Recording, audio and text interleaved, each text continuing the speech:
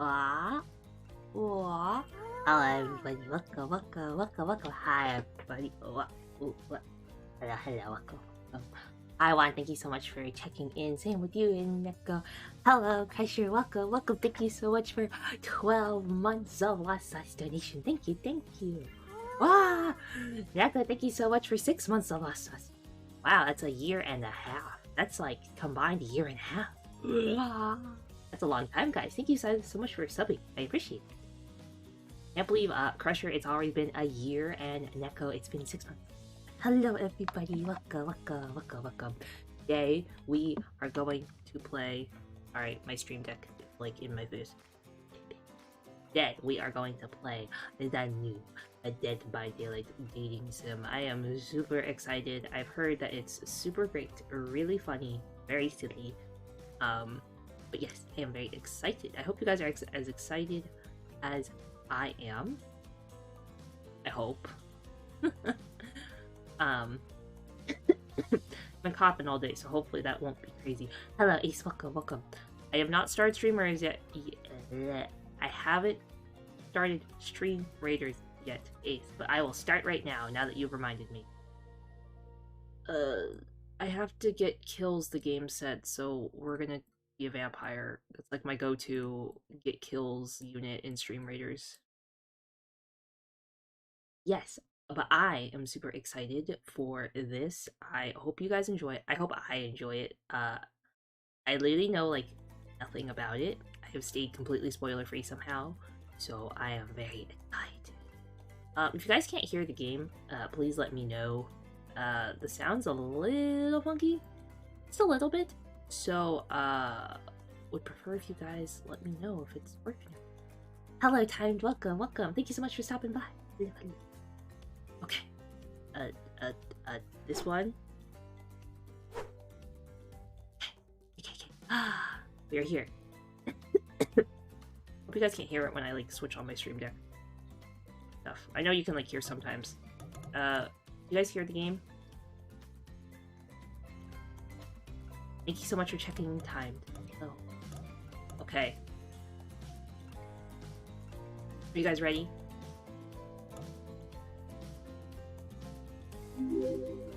Neko, thank you so much for the 30 bits. Thank you. Thank you so much, Crusher, for checking in, and Ace as well. Yeah, of course, Time. No worries. I hope you have a great game. Thank you so much for stopping by and lurking. I appreciate it. YOUUUU. Okay. Nervous. Excited, but I'm nervous. Excited.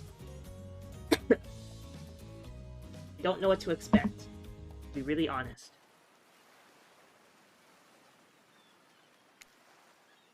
Okay, settings. Oh, look! The game's coughing, and I'm coughing too.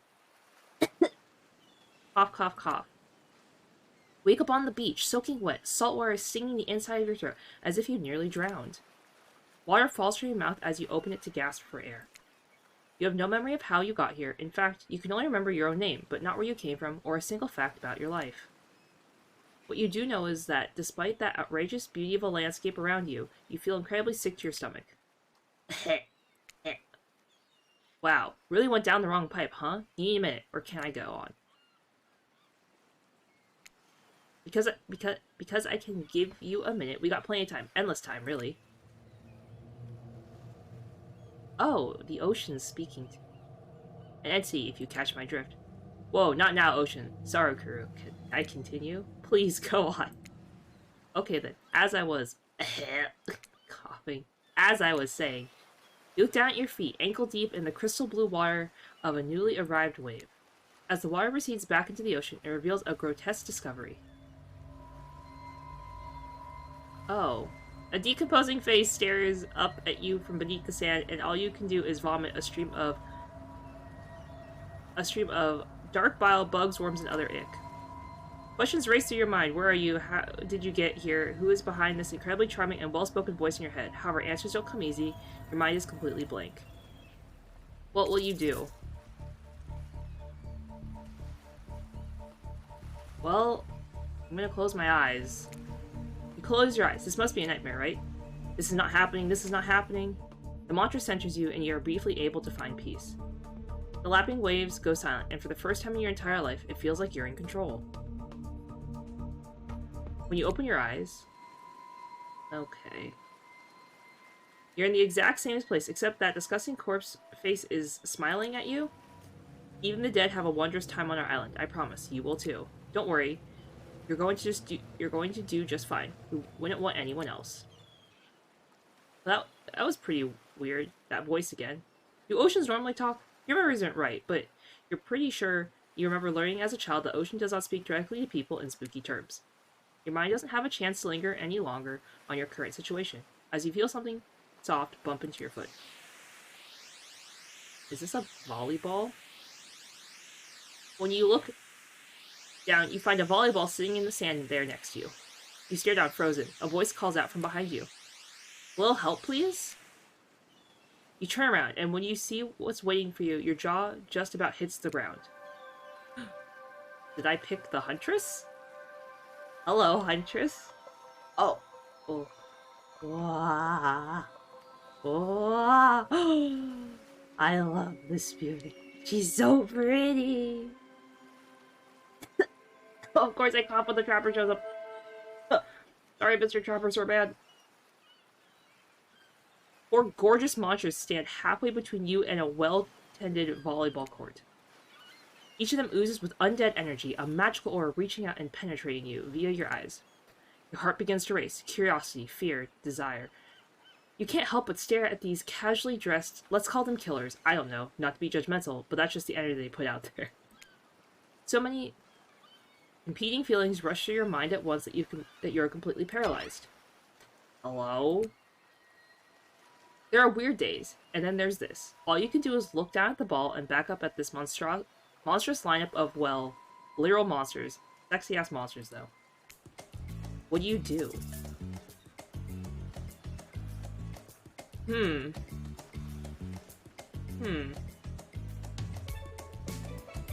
I feel like if I tossed it, either the Trapper or the Huntress would catch it. I feel like the Wraith is definitely like the soccer kind of guy.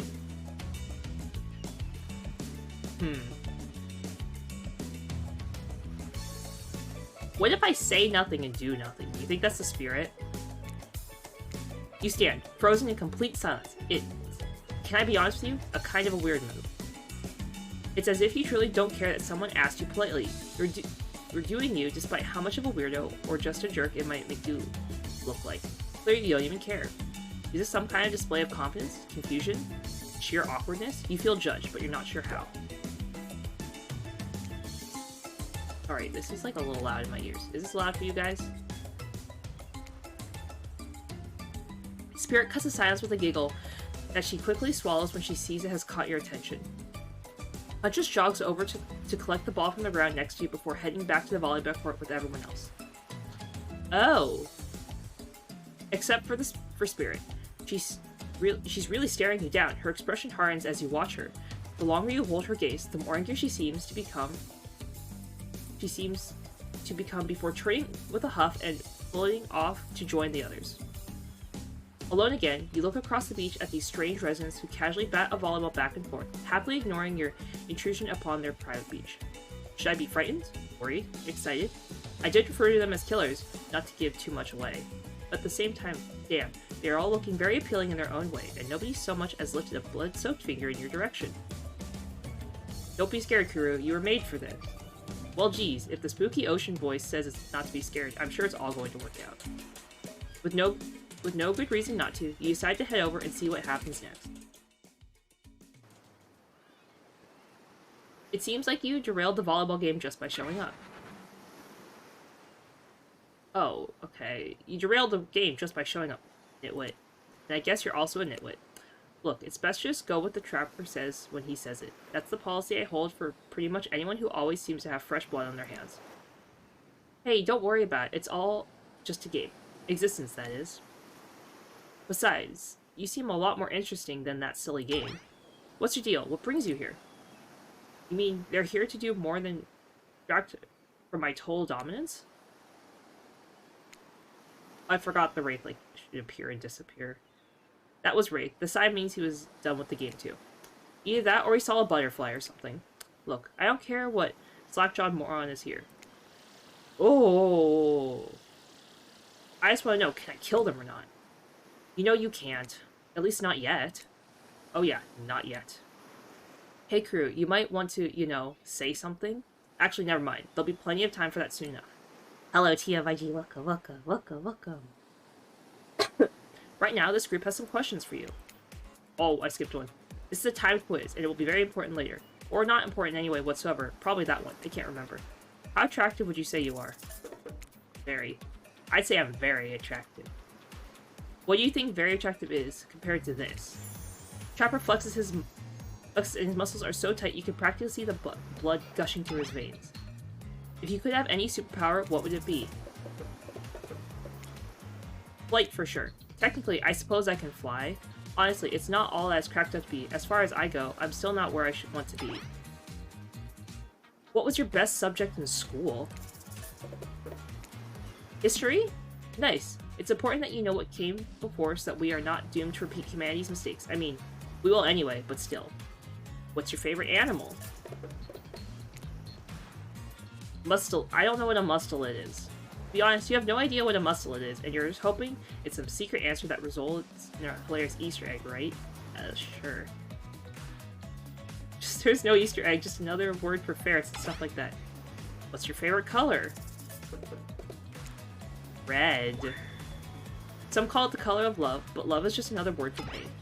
What's your dream job? Definitely nightclub promoter. Everyone grows, and let's be honest, they're right to do so. Luring folks into the dark? Not just anyone can do that. Best flavor of ice cream? Vanilla. My favorite flavor is pain. Same here. Mine is vanilla swirled with pain. I think mint chip is the greatest flavor ever conceived myself. But enough about ice cream, am I right? Hold on a second, that reminds me, I am right. Hey, always. It's a lesson you should learn before we go too much further.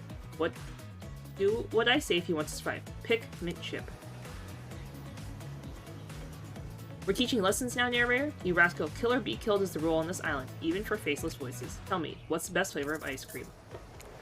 Best flavor is mint chip. Oh, beating it. I think you're gonna do just fine. Anywho, now that they know so much about you, I'm sure this group wants you to start getting to know them. I'm Trapper. I pretty much run things around here. I'm the smartest, richest, strongest person on this whole island. I don't like losers. If you want to know what a loser is, say hello to Wraith. Oh no. Why would he throw the Wraith under the bus like that? I'm Wraith. I'm nothing like everyone else. I like nice people and loathe big, dumb idiots. Hey, what's up? I'm Spirit. I don't like most things. I don't really hate most things either. It's not worth my time. But the things I do hate, I really hate, you know? Based on my personal observation, life is nothing but suffering, and society is carefully calculated life to keep everyone subservient to those in power. It's better to choose not just take part. Jeez, it's like she was downright murdered by society and she hates it so much. Well, I think she sorta was. Oh no, wait, I'm remembering the spirits now, and that's almost exactly what happened. Hey, I'm Huntress. Don't let these bummers get you down. There's lots of fun to have on this island, along with lots of love. Yes, there is, if you know what I mean. Grow up. Oh, she's so cute. I love her. Oh, she's so cute. I love her. I want to date the spirit. Grow a body? I explained this 1,000 times. I'm dead, but I'm not a literal ghost. I just create a trail of fog. I'm not made of it. Whatever, fog body. That's not nice. He's not nice. You love it. Only sometimes. Ew, really? That's disgusting. That's why she likes it. Don't speak for me, I also hate it. Stop speaking entirely, actually. For the first time, I agree with Wraith. Let's move on, otherwise they'll do this all day. Besides, if I know this crew, and I do, they'll want to show off soon enough. We're done playing, let's do something else instead. For once I actually agree with the meathead. I say we go to my yacht. It's a massive boat docked nearby. I'll give everyone a taste of luxury and power. Wraith rolls his eyes. Don't mind him. He just hates fun and happiness. No, I hate the endless, desperate, soul-crushing pursuit of wealth. The way it's flaunted needlessly and the cruelty engages. What about hanging out by the pool? I find the water calming, simple, beautiful. Hey, what about our volleyball game? We can exercise and have some fun as a group. Are you all serious? There's a perfectly good lounge to chill out at right here. I'm tired, and besides, I hate being in the sun. Where do you want to go? How about the... Oh, shoot, I mean the yacht. No! Nah.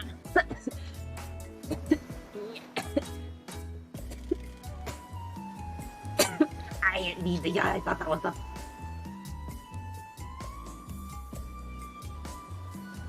I didn't mean that. Oh, she's not gonna love me.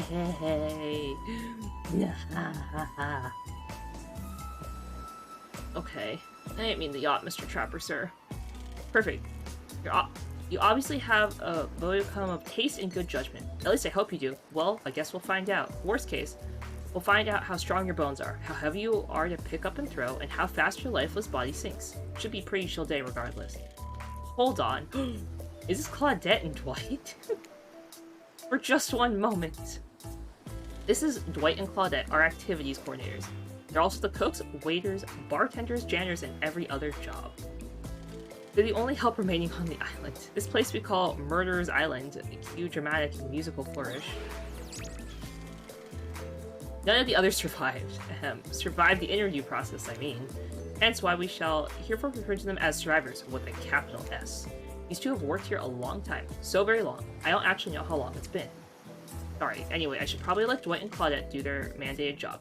I'm sure they sure look happy, but they're vibrating with the nervous energy that is starting to give me the creeps.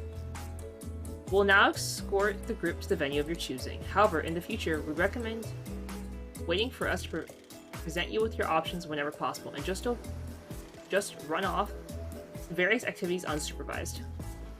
We don't have much autonomy around here. At least you can do is allow us to do our job. The most you could do is help us get off this Dwight.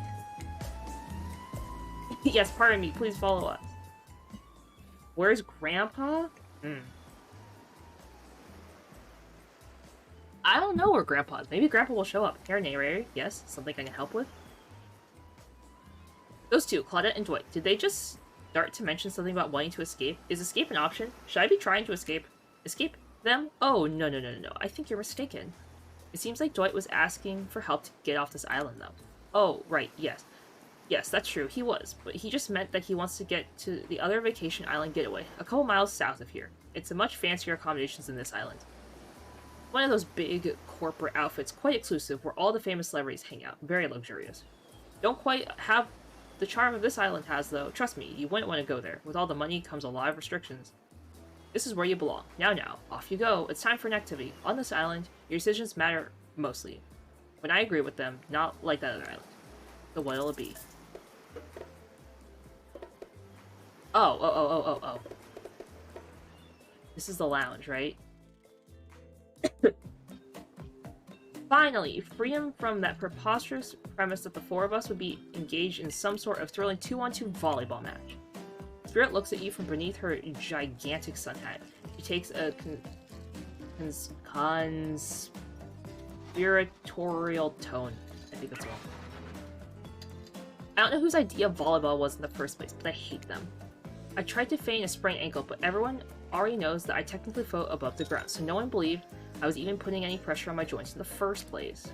But I tried to annoy everyone by not giving a crap, and when that didn't work, I tried whining, and when that didn't work... Oh. I threatened to kill every single person on this island, but... It turns out I'm not the first to toss those kinds of threats around the island. So, thanks, I guess, for getting it called off. Oh, you're welcome, Miss Spirit. Ma'am? Are we threatening to end each other again? Ahaha. Now it's Dwight who's taking on a conspiratorial tone, his eyes shifting as he slips into a loud whisper. Please, just make it quick. Is what you'll be saying when we get behind the bar to make you the drinks of your dreams. Ahaha, hilarious, right? Right, Dwight? Yes, right. So what you'll be having. A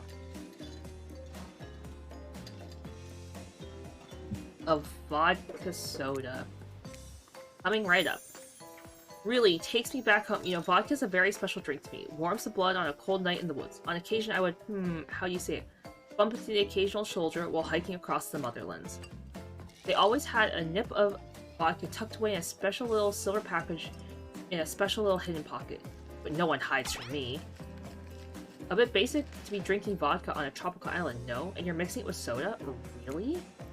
Being passionate about being passionless is so last year. It's also my thing, and you're making it look bad. That's 2 strikes. Since we've fulfilled your request, it's time for you to return the favor. I should have known there was a catch. Icebreaker time. I swear, had I known they'd pull this kind of faux, enthusiastic community building crap, I'd have suggested we attempt to walk to the lowest point of the ocean before I ever set foot near this bar. Don't you think it could be kind of fun? A little fun? Never mind, I hate it. This sucks. But it could be fine. Or whatever you say. Has anyone seen my hat? I literally never seen him in a hat. We must make small talk. I'm at least picking a topic before we end up being forced to do some lame improv game that nerds learn at their non-sports after-school activities that I definitely never did because I'm no nerd. Methinks a certain someone doth protest too much. Sitting here on this beautiful sunny afternoon, warm sand beneath the cool fog beneath my severed feet. The topic I choose is books, novels, comics, fiction or not. Reading is the only escape from the inseparable horrors of life. The escape into your own mind. The groan rolls to the crowd. Not a lot of readers here, I'd imagine, based on that response. They were much more enthusiastic about the drink. Considering the situation we're in, it seems an appropriate time to ask you, Drew, what's your desert island book? The one you'd bring with you if you were, well, on an island like this? Oh, it has to be a classical horror. For reasons that should be obvious. She means because this is an island of horror villains. Also, those books are all in the public domain. Nothing too modern. Humanity has really gotten soft these past 100 years. What's your favorite?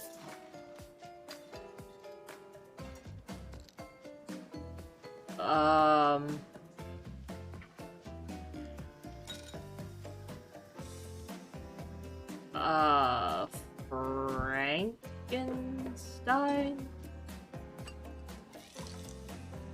I feel like Dracula just talks to the Huntress.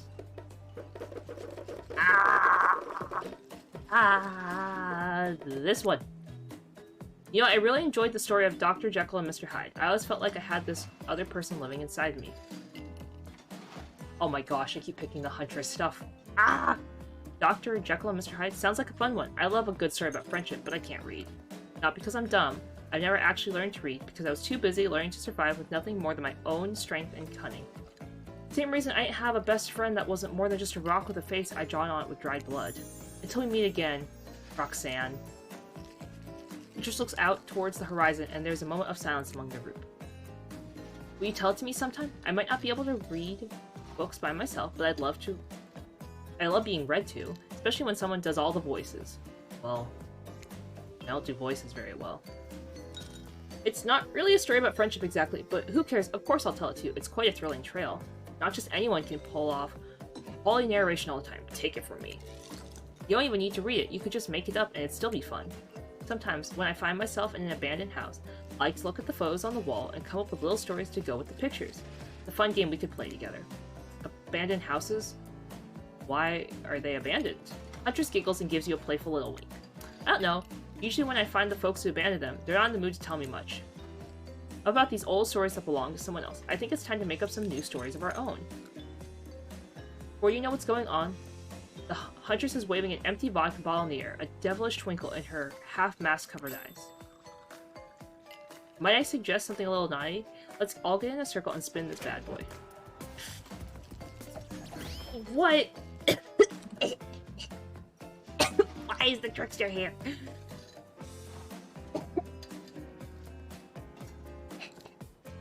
Cough, cough, sneeze, sneeze. I was not expecting.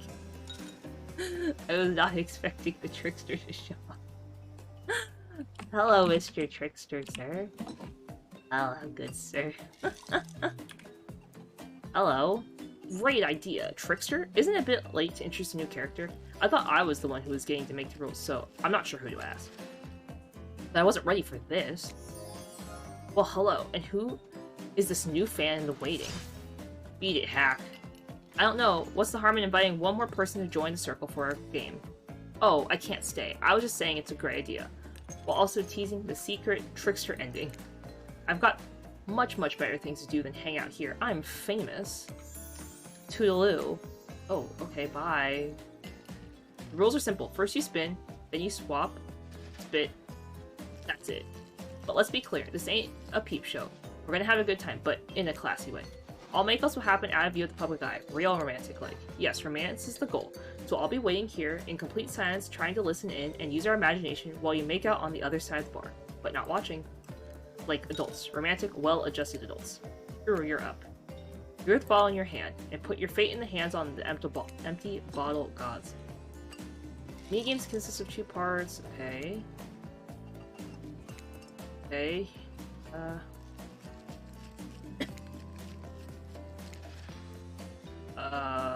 Oh, okay. I'm literally playing Spin the Bottle. Wait, save! Save!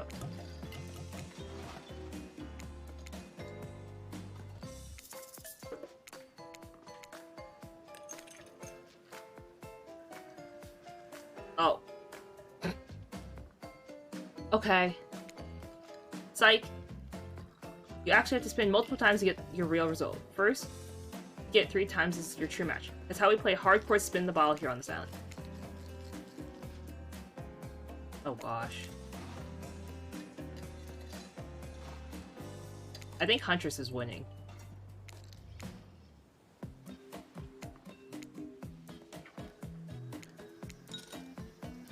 I'm terrible at this!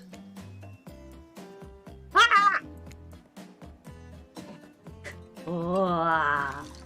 Ooh. Just this morning, you were waking up on a strange beach surrounded by strangers with murderous intent.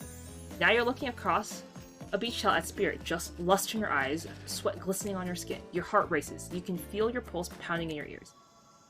Spirit takes you by the hand, and you sit face to face in a private section of the bar. She begins to reach for you, putting her hands on your shoulders. You're sweating, but not in the sexy way she is. You're sweating in the gross way you'd sweat in an interview for a job you're not even remotely qualified for. You don't know what to do. If you try and lock lips in this state, you might gross her out so completely that she'll never be able to look at you romantically again. Spirit, I have some bad news for you. I have something in my teeth, don't I? I think it might be seaweed. I have no idea how long I was in that ocean. No, well, maybe, but that's not what I was gonna say. It's not happening. Not now. Maybe not ever. If they think I'm going to make out with some stranger just because a bottle told me to, they got another thing coming, and so do you. Namely a katana into your heart if you ever try to make a move with such absurd circumstances. I wasn't gonna. Yeah, I know, you seem pretty harmless. And not all that bad to kiss, if I were interested, which I am not at this moment in time. Are we gonna tell them we kissed? We are. I'm not above lying to get what I want. So think about me not being bad to kiss. Was that a lie? To get me to play along? If you want to know the truth, figure it out yourself, but don't expect this life to just hand you gifts like me. All I was ever handed was pain and suffering. Treat me well and I'll return the favor. Otherwise, try a different route and see what happens. Oh no. I hate to break up such a passionate moment, but we only assume was passionate because we'd never spy on you constantly while you stay on this island. But dinner is being served right away and we must insist that you join us. We wouldn't want anyone dying of starvation. But there are so many more interesting things to die for. This is fun. I'm enjoying it. I'm actually very surprised how good this is. I didn't think it was going to be this good. It would be really honest. I'm very, very much enjoying this.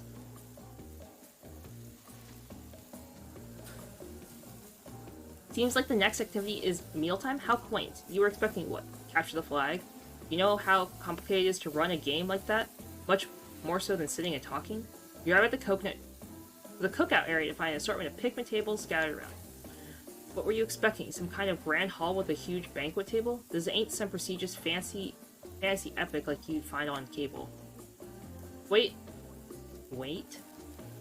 Wait, I tried to say Dwight and Claudette usher you to your seat, but there's limited seating directly around you.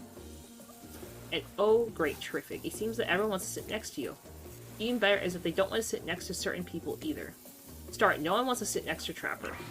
Meanwhile, he refuses to sit next to Wraith or Trickster. Oh, wait, I gotta play musical chairs? Okay.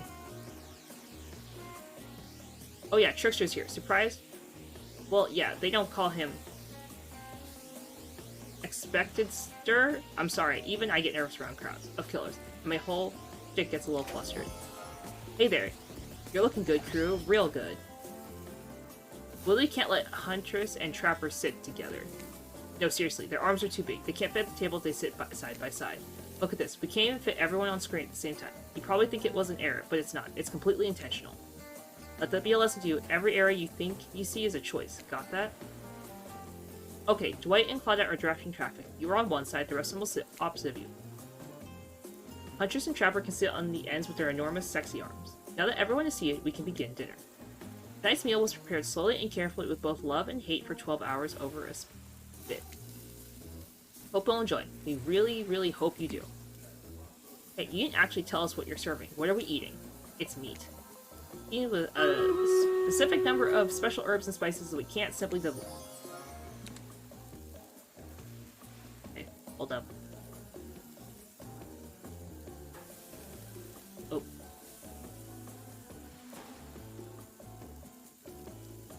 Well, I don't think we did very good the Stream Raiders round. Well, that's okay.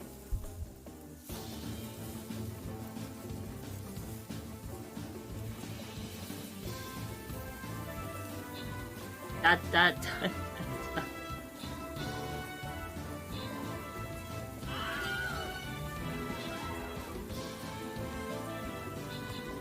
Well, I don't think that worked. That's okay. If you guys would like to join, would love to have you for some Stream Raiders, guys.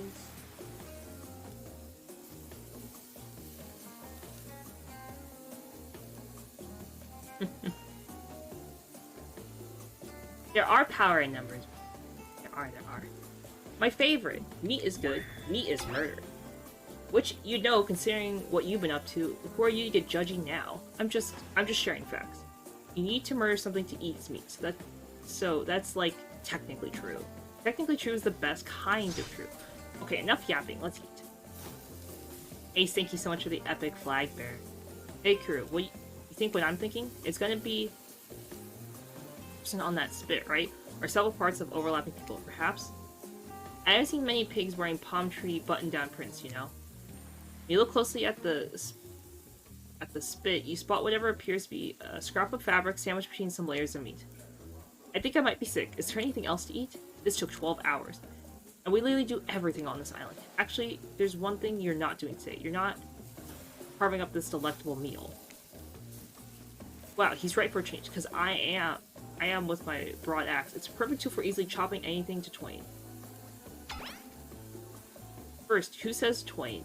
Sometimes I swear it's like we're all from completely different historical eras. Second, I'll handle this with my cleaver. Fast, powerful, and clean.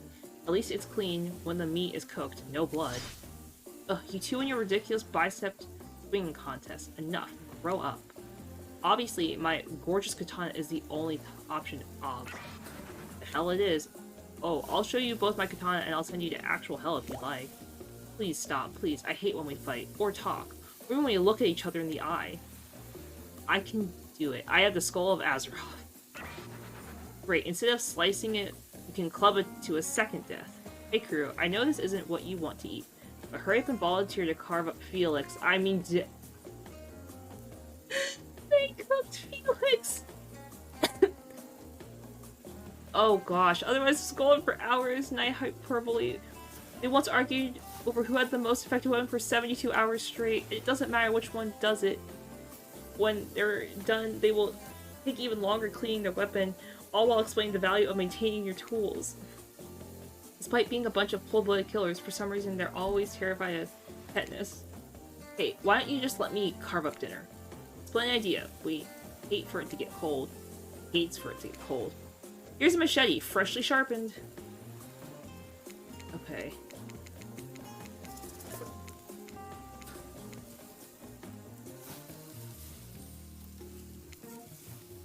Oh.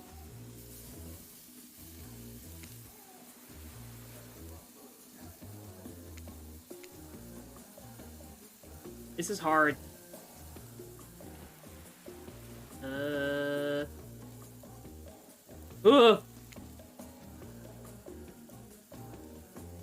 Oops. That was pretty good. I'd like to see what you could do with a less clumsy weapon. Yeah, I said it. Machetes are dumb. Dinner is finally served. For real. The sound, especially coming from the mask killers while they eat, which involves lifting their mask and shoving food behind them, are nasty. Spirit, meanwhile, doesn't even eat. She's the only one who seems to be really embracing being dead. They're all dead, right? This is obviously hell. I mean, come on.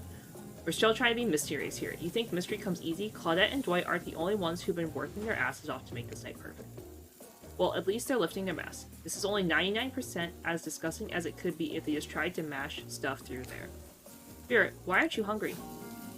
The two best things about being dead is not having to eat. That's only one thing. Think about it, crew. Number 2 is no number 2.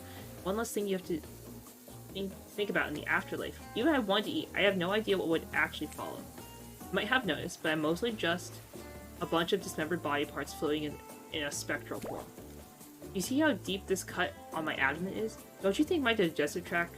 I don't think my digestive tract connects anymore. Between the food and the behavior of this group, this might be the worst meal in history. But even worse is they're staring at you. You're not eating. They don't like that.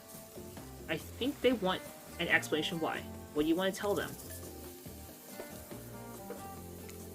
Actually, it's not the food or the company. I'm just super self-conscious how I look when I eat.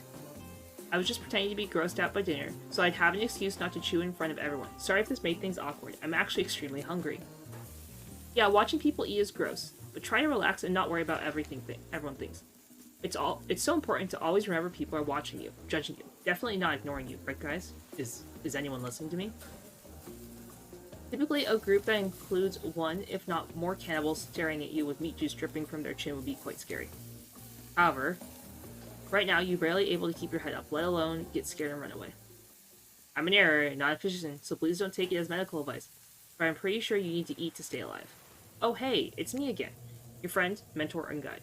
Narrator to the narrator, the ocean. Not sure how I feel about the characterization, but I'll allow it. I brought you here, and I might be the only one who can help you now. There's only one thing you must do to survive. You have to figure out why you're really here. No one can tell you. Not unless you follow the right path, or at least a right path. There are too many of those to count. Hopefully you pick at least one of them. Because there are even more wrong paths. Many of them lead to your demise. Others lead to something even worse. Starting scene's over and having to fast forward where you were, am I right? But this place holds many secrets, even from itself. But the one that truly matters can only be learned if you answer the most important question. Okay. Why are you here? Why are you here? Answer that and you'll learn the truth. The ultimate truth. Vague, mysterious, I gotta give it to this ocean character. That's some quite quality early game storytelling.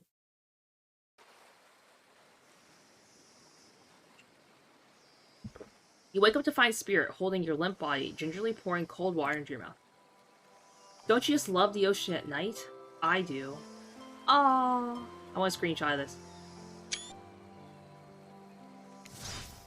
Staring out over the vast darkness of the ocean really validates the feelings inside me that we're all truly insignificant, and the only things we're pursuing is revenge. I have to wonder, how could anyone believe in anything else? You look out into the darkness of night and ponder her question. Well, it's a simple question. How could they? How could anyone not feel small and alone in the face of such massive nothingness?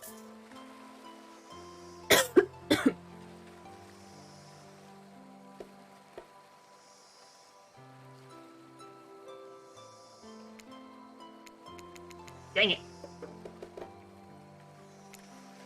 I used to feel that way. Small, unimportant, alone, but lately I'm not so sure. I started to feel different. I've started to actually think that maybe this island is where I might meet someone special. You look at Spirit, who has turned from the ocean to look at you while speaking on this topic she's clearly so passionate about. A friend, perhaps? Something more? I don't know what this island has planned for me. Ah, a friend? Friends are just cowards who seek comfort in numbers. I had friends once, back before I was chopped to a bunch of pieces by my father. Friends aren't what's keeping me held together. I'm floating in a cloud of rage. Ugh, I was so dumb. So busy trying to please everyone and be the perfect student, the perfect employee, the perfect daughter. I didn't take care of myself, and now I'm all I've got. Worst of all, I got distracted from my true purpose, my destiny. A purpose that was sitting inside me my whole life. So, okay, so this might sound a bit silly, but... Spirit looks around to see if anyone else is on the beach. When she's convinced that it's only you two, she continues. There's a dragon that lives inside me. I've always known, but I've tried to ignore it. When I couldn't ignore it, I tried to push it down. I'm so stupid. You're not stupid, that sounds badass, right? But I didn't let it out. And then, you know, chop chop chop. And now that dragon is pretty much a one-track revenge beast. But enough about me. What's inside of you, stranger?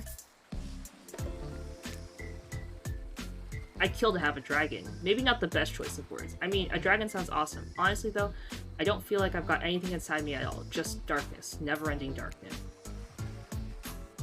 And here I thought the spirit was the biggest goth on the island until you arrived. Perhaps I could light a torch and search through that darkness.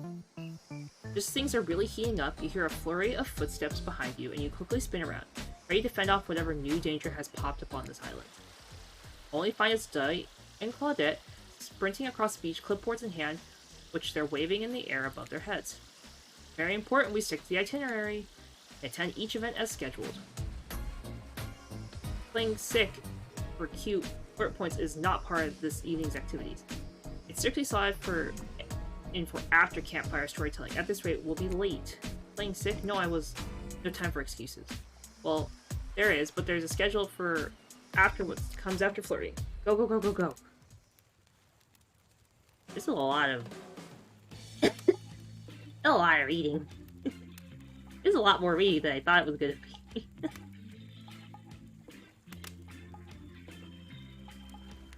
Okay, I gotta drink more water. Okay.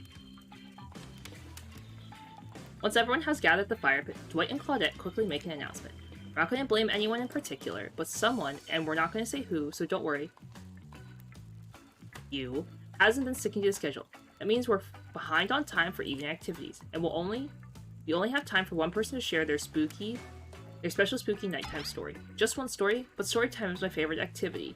It's a narrative-heavy experience. You're telling us that only one person gets to share? How will we decide who? Oh great, we have to decide as a group? That never goes well. Whoever did this, step up now. I swear I won't be angry. I'll merely chop your head clean off. No fuss, no muss. Voice trembling, you realize it's probably for you, but you embrace your fate. Sorry everyone, I think they're talking about me. To be honest, I still don't understand how this whole schedule thing works. I guess I lost track of time while I was passed out. Been there before, even though it's taking some pressure off me, which is an absolute dream come true. Is it really fair to pick on the newbie? Seriously, has anything ever happened on schedule? Even once? Donald, if you're trying to flex the authority gimmick once more time, so help me, I'll snap your head off so quick that I'll drown you in his blood, Cynthia. Fuss and Muss are back on. You two know how I love to hack, slash, and slice. We all know you love to kill. That's almost all you talk about. Nobody named any names. Who even knows any names? Not us. I renounced my name. Who's Donald? Who's Dwight? Who even knows anyone? Call me nobody. But still, you gotta get started in story time, so... Please pick one quickly. Oh, Spirit. I choose you, Spirit. Wow. That's like Pokemon screaming, I choose you! Whoa. This entire experience is being carefully crafted to avoid any IP infringement laws. Let's be careful with the catchphrase, will you? Really? You want to hear from me? Spirit huffs and dramatically rolls her eyes as she gets to her feet in front of the campfire. Don't let her talk you out of it. She's great with ghost stories. I don't know where she gets it, but she comes up with the scariest stuff. Seriously disturbing, even to me, and I literally pulled a guy's skull and spine out once with my bare hands. Even if everyone else is going to chit-chat, I guess I can sit down and... Hutch's eyes go red behind her mask, and both Trapper and Wraith take their seats. They know when it's worth fighting and when it's not. Well, I hate to break it to you, but tonight's story isn't scary. It's a romance. Too late now, though. I was selected, so I'm going to tell my story. I call it The Prisoner's Kiss. You notice that Huntress and Wraith are both sharing a giant tub of popcorn. Nobody offered you popcorn. It was a dark summer's night. Warm rain seeped from the sky like blood from an old wound. Detective Hoda, a celebrated investigator and renowned hostage negotiator, was called to the scene of a strange occurrence, unlike anything she had seen before. When she arrived, the scene was chaotic. Crowds had begun to gather. A dozen other officers were doing everything they could to keep the curious onlookers away. How could anyone resist wanting to know more? For there, in the middle of a busy market, appeared a giant box, strange, alien in its appearance and massive in size. No one knew how it got there. Was it delivered? Built on site? In such a busy area, how could something like that just appear? A mystery, as well as it was conjured by magic. But it was no illusion. This huge box was very real, and someone was trapped inside. Spirit paused Soria looked from face to face of each audience member. She had no expression, but you feel her vibrating with energy. She's in her element. "Help me!" cried someone inside the box. It was a man, terrified, trapped, imprisoned, his voice trembling. By now it was as if every detective in the city was there, looking the strange sculpture up and down, inspecting it on every side. It didn't make sense. There were no doors, windows, no fasteners or seams. It was completely solid, and much too heavy to move by hand. Solid, that is, except for this single small slit, just enough to see the bloodshot eyes of the prisoner trapped inside. "I don't know what happened. I woke up, and here I was. I'm so scared. Please help me," cried the man, as if pleading for his life. No stranger to tense situations, Detective Hoda confronted the man. She used her training to calm him and buy time for the other investigators. However, time did not bring clarity, only anxiety as the night dragged on, with no progress opening the box. As the night grew longer, the seeming rain puddled on the ground. The man inside grew more desperate, more sad and lonely, more pathetic, and in need of help. But Detective Hoda was no help at all. Powerless to save the man, guilt began to weigh on her, like it never had before. "Don't let me die in here," the man begged. "Don't let me die alone." "Stay calm," instructed Detective Hoda. "You're not alone. I'm here. Hell, half the town is here. We're all in this together, and we won't let this be the end of your story." Looking through the narrowest of passageways, Detective Hoda watched her own reflection in the tear-filled eye of the stranger's sad prisoner. Together they both wept in silence at the hopelessness of the moment. "Oh, she's crying!" "Promise?" asked the man. "Promise that I'm not alone?" "Yes," she promised. "I do." A simple pledge. She felt an instant connection like she had never felt before. Not to her family, not to her friends, not to any of the other hostages she has worked so hard to free before. And so, when the man's eyes closed and backed away, it didn't scare Detective Hoda, for she knew he would return, and he did, pressing his lips up to the narrow slit in the horrible puzzle box. Repeating his question again, steam flowed from his mouth when he asked, "Promise? Promise that I'm not alone?" "Yes," she promised. "I do," and pressing her palm against the cold outside the box, without truly knowing why, Detective Hoda leaned forward and placed her own lips up to the opening, letting her breath creep into the strange sculpture, allowing her warm lips to fall on this man's. It was a gentle kiss, a moment of compassion. She could feel this brief contact the beating of her heart, pulsing blood through every inch of her body, matching beat for beat in a soft touch. "Thank you," said the man. No trace of fear remaining in his voice, he backed away into the darkness, disappearing in a single moment of eerie calmness. "Get back!" yelled the officer, suddenly thrusting himself between Detective Hoda and the box, breaking the silence that would soon be filled with the cacophony of whirling gears and clicking latches. This symphony of mechanical activities happening at once. Something had triggered, as if an unseen lever pulled, and the side of the giant box began to slide open. Detective Hoda grabbed her flashlight tightly and pushed towards the foggy interior of the giant box. Feet splashing in the puddle of rainwater, her heart racing, as she swept her light from side to side. And that's when she laid her eyes on the man, or at least landed on what should have been him. There, in the corner of the box, was a pile of pieces, like parts of a doll, almost pulled apart of. Perhaps that's just how Detective Hoda had to think of him in that moment of survival. A collection of segments, limbs, pieces, disconnected from one another, clearly severed and placed in a neat little pile. On top of the pile, a head, cold, pale, eyes open, lips an icy blue. Spirit stared into the fire, her own expression lifeless, her lips blue, tears falling from her chin, soaking the sand at her feet. You're blown away by the story, and it's safe to say you're not alone. Everyone else is looking into the fire, up at the sky, anywhere but at Spirit. It was you who chose her, who initiated this harrowing tale. So sad, so creepy, so sensual? She really went into great detail when it came into describing that kiss. Too much detail, and now no one's sure if it's an act. Hello, Nava. Welcome. And Ace, thank you so much for the epic flag bear.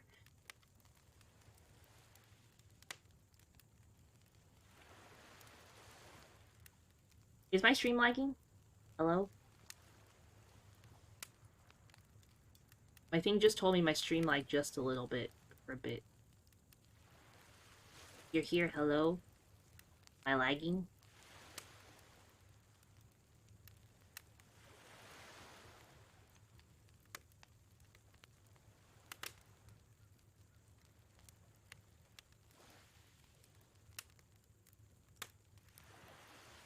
Hello?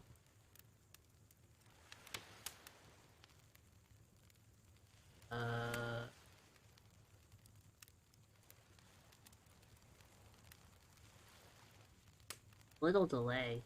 How do I can see this stuff at the bottom?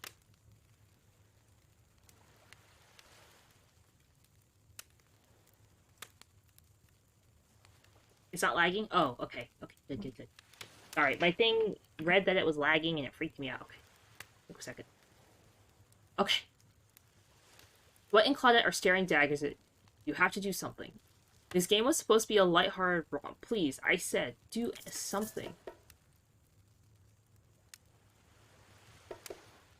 I feel if I hug her, she's gonna be upsetty spaghetti. Big cool story. I'm just gonna hug her. Isam, without saying anything, approached Spirit, reaching your arms around her for a hug. Her robe, hovering in the air, begins to wrap itself around you and squeeze you into her. It's kind of like being hugged back, but also like being tied up. Certainly not what you expected. Instinctively, you pull yourself away, but it's an awkward moment and you nearly fall over into the fire. Spirit says nothing and floats away without so much as a goodbye. You, meanwhile, realize everyone is just watching this truly strange interaction from the corner of their eyes. On that note, everyone decides it's time to take a break and split it for a little bit so that they can all have a moment alone before bed. Everyone leaves, and you're alone by the fire. The only thing you hear is the ocean slowly lapping against the shore. This is nice. A true moment of peace and tranquility that lasts all of 7 seconds before Trickster shows up. He's blaring his latest song. Hey baby, you look lonely. Mind if I join you? He doesn't wait for an answer. I've been hearing from these guppies all day, but I want you to hear something from a big fish like me. Something special those in charge of this island don't want you to hear. I am the ultimate catch on this island, the only lobster in the ocean of sardines. No one can give you what I can. You just have to find me. Come find me, baby. The trickster leaves. You're a bit confused about what to make of his cryptic clues, but you aren't going to get any time to yourself to think about them just yet. You know, I was watching you while I told my story. I could tell it was having an effect on you. This fog that follows me around. I could feel you breathing heavily, taking me in. You and I are both absolutely flabbergasted at that piece of information. Legit, you learn something new every day. Even when you're a god, I mean a narrator. You're doing it again right now. You need to calm down. You just come to the hot tub with me.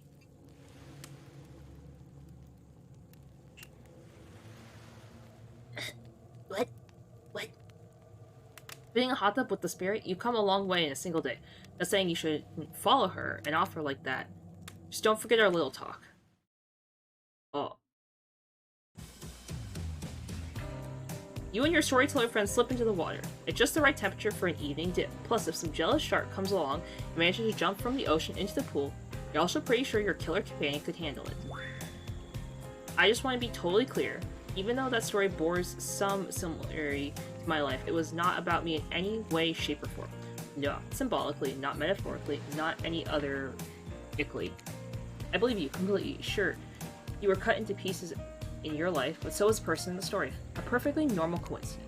Sure, you're on this island, trapped one might say, the most puzzling place. Also, a completely regular coincidence. And sure, his lips are blue, and your lips are blue. Really? You call this blue? Searching for answers, hoping to find revenge. So, similar stuff there, I guess. Coincidences. Sorry, the coincidences.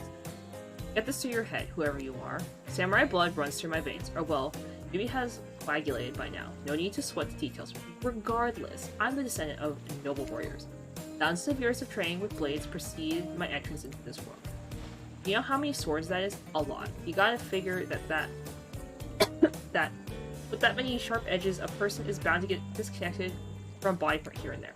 The truth is, and I wouldn't typically share this, don't go blabbing about it, I dreamt that story, like watching a movie in my sleep when I was a little girl, years before my father sunk his blade into my skin.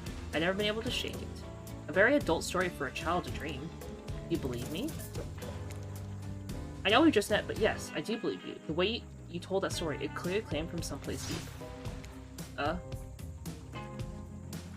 Oops. Who taught you to trust a stranger? You're gonna get hurt if you don't learn to take better care of yourself. Now you got me wondering, do I believe you? Do you believe her or not? And if I know everything, because trust me, I do know everything, don't I already know the answers to my own questions? And if I believe your answers to the spirit's question?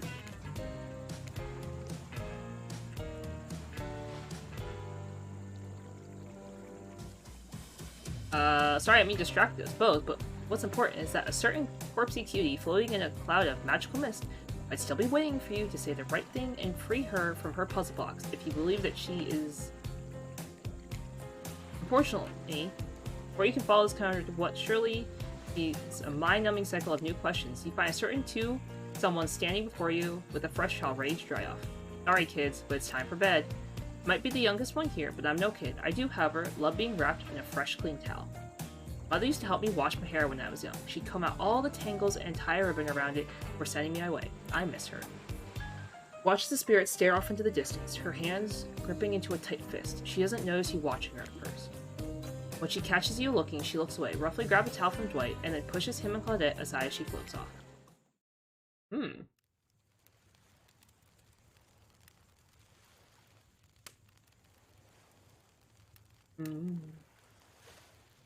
Is my thing still skipping? Is it being dumb?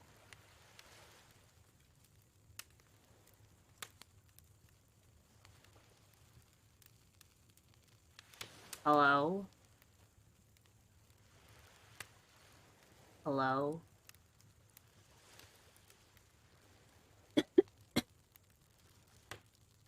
Is it being dumb? Is this game? Oh no. It's fine? I can't tell if it's my internet or if it's... I can't tell if it's my internet or if it's the game.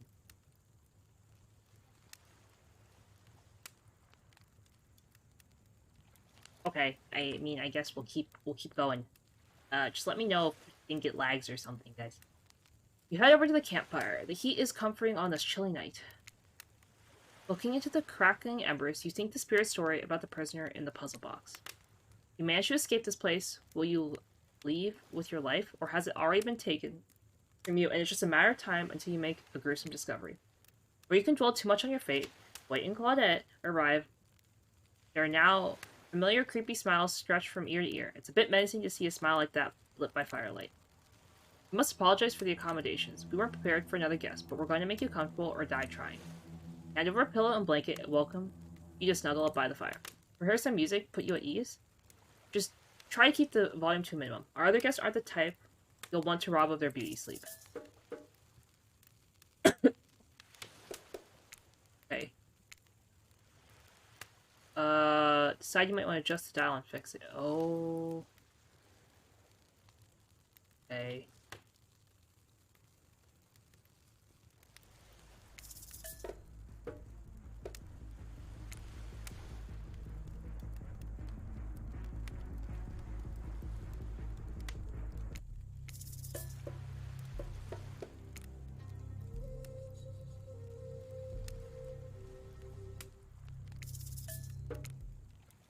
No matter how many things you listen to, you still can't sleep. You decide to ask one of the killers to spend a little bit more time with you until you're sleepier.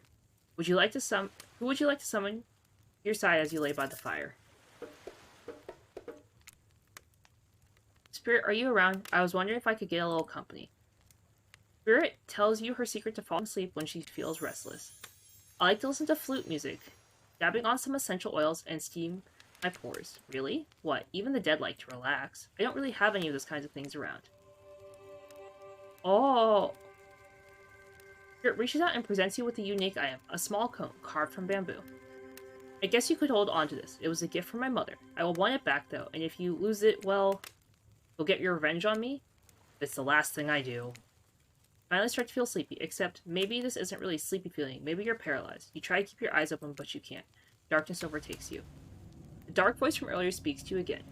It shouldn't still be as spooky, but now you've had a whole day of strange voices in your head, but this one is still undeniably odd. Human body is made up of 60% water. You know that? Of course you did. Everyone knows that, even anemic video game protagonists. Well, guess what? Drink as much as you'd like. They'll never get to 100%. You hear me? Don't think I don't see what you're up to. You awaken suddenly and find someone looming over you.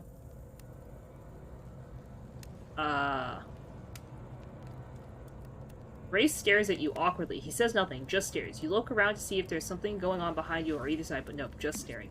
Oh, you're awake. I'll sell you with the spirit right before bedtime. I'm making some sort of a alliance. Are you with? Race scans the horizon. Them? I'm just making sure you know who you are, who you say you are. I've been burned before, and something seems off on this island since you've arrived, even more than usual. Maybe we could talk about that tomorrow. It's just, since you got here, I think maybe we could have a really nice day tomorrow together. It's just, you have no idea how long I've been here with these monsters. To be honest, I have no idea either. They're just awful. Boring and loud and stupid. You're different. You're finally someone here on my level. You're thoughtful, interesting, gentle. I think we could, have fun. I could show you some cool stuff if you want.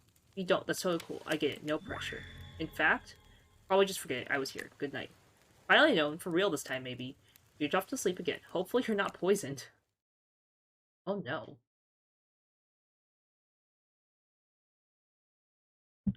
Wait a second, where are we? This isn't- oh jeez, it is. It's one of those reality show confessional rooms where all the contestants talk directly to the camera. I think today went really well. There were some of my first interactions with someone who isn't a parent that didn't end in a bloodshed or ultimate perishing in my Russian cottage. So I'm counting days of win no matter what happens. What do I think of the newcomer? Do I have to say, oh, attractive, mysterious? I really don't know that many other words. Since I was raised by my mom in the woods until she was skewered by an elk and I had to wash her entrails off my Seraphan. That being said, the other three should make sure to be on their guard. I don't know who this newcomer is, who wants to spend time with tomorrow, but I, for one, will not let my guard down easily. Who knows about the others? Wraith, I think, knows more than he's letting on about this place. He's a hard nut to crack. Meanwhile, Spirit is just screaming all the time. Major buzzkill. And Trapper, ooh. Before I even begin with Trapper, he's buff, sure, but daddy issues much? Sheesh. Look, I don't need anyone. I'd be perfectly fine on my own since my mother died. I eat a fine diet of raw deer, bear, and human, and I'm fit as a fiddle. That being said, something about this newcomer makes me think I might be missing out on some huge part of this thing called life. I think... I think the Huntress likes me. I mean, we did end up picking, like, her favorite book, like, twice. So, I mean, that totally makes sense.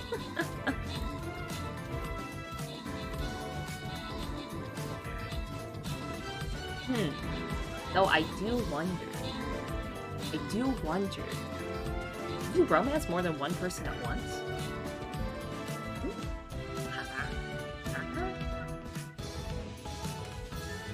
Da da da da da da da da da da. Never said my singing was good.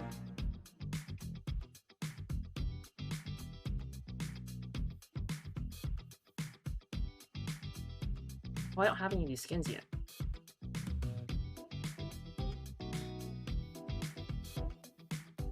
Okay, guys, make sure you join for streamers if you'd like.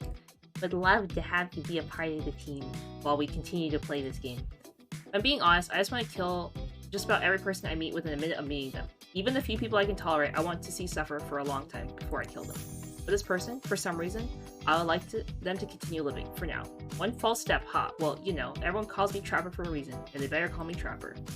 I swear, if I watch this later and you list me as Evan, I'm gonna kill the Sheeran guy. I don't really care. This island is full of people who don't really like me. What's one more? I don't want to get distracted from my plan anyway. I know that everyone thinks of me as a beautiful, cold-blooded monster. I can't help it. Circulation just isn't my thing. I don't choose to be cold. This cute hat and robe, okay. Those are a choice, sure. But if someone were to come around and catch my heart, at least that beats being stabbed in it. Besides, if I'm gonna get bloody revenge on a society that has used me and thrown me away, maybe it wouldn't hurt to have a little help. I got like a bunch of achievements. Wait. What are these achievements? Okay, I got the achievement Still Alive. You survived the first day.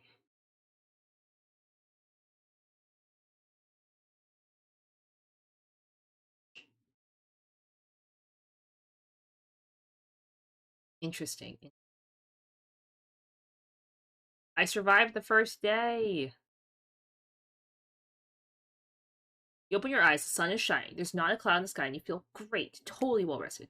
Your eyes suspicious of the fact that you fell asleep by a campfire but woke up several yards down the beach. Wait, aren't you on vacation? Was yesterday nothing more than a strange dream? Not a dream. You were really here for another day. Why? I have no idea. You're obviously a weirdo. Speaking of weirdos, I see the rest of the gang is hanging out on the beach. This is definitely not a dream. I wouldn't rule out a nightmare either just yet. At least they make a sexy bunch, no? And talk about sexy, here comes Trickster carrying coffee. Morning, beautiful. I thought you might like a nice cup of joe to start this incredible day off right. Why is there a cloud of green coming out of the... Huh? What? Sir? What are you trying to feed me? Trickster seems suspiciously cheerful. I'm sure there's nothing nefarious behind his joyful demeanor, though. Everyone knows musicians are morning people. I also want to wish you luck today. Today is an important one. My only regret is that I won't be a bigger part of it.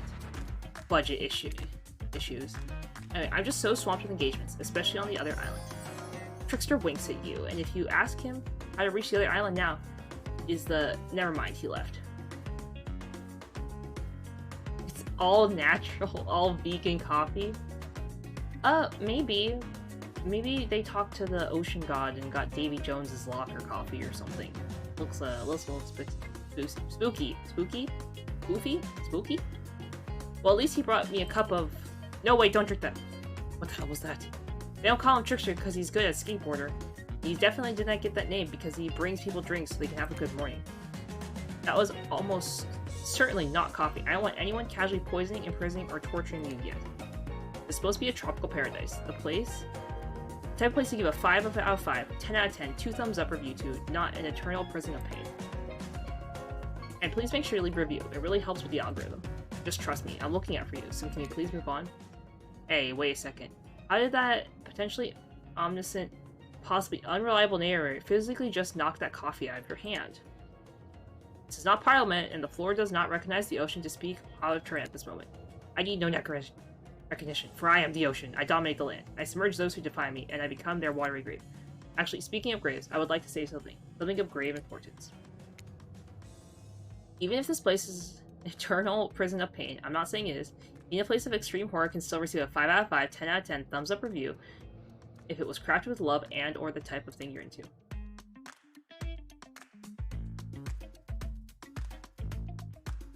Yes, I guess musicians are supposedly morning people. Hello, Kixie. Welcome. You know, the ocean is right. It's a lot of hard work going to a place like this. You should really judge it on the artist's intent, and whether possible, start from the mindset of giving them the benefit of the doubt. Construct these elaborate situations. Vacations is not easy to do. Of course, Kixie. Hello, welcome. Sometimes there are some small bugs or inconsistencies, but that's just the nature of the process. Perfection is overrated. The universe is filled with mysteries. Why to celebrate those who venture, bare their souls as part of the creative process with the ultimate intent of making things for enjoyment. Sorry, we should have been here 5 minutes ago. We always do this on the second morning. Sad, really. Even if they do make some great points. Sure, they make great points, I agree. Okay, please move on. Yes, of course. Apologies, Drew. Last few minutes aside, have you been enjoying your time here on the island? If I were to summarize my time here, I'd certainly call it a lovely time. Ah, lovely. We'd love to hear that. Isn't it what this place is all about? Finding love? No. Shut up, Dwight. You'll get us killed again. And again. And again. We do need to ask you one more question, though. We all have to sign away our rights to say anything negative about this place. Would you please sign this Our agreement. Okay.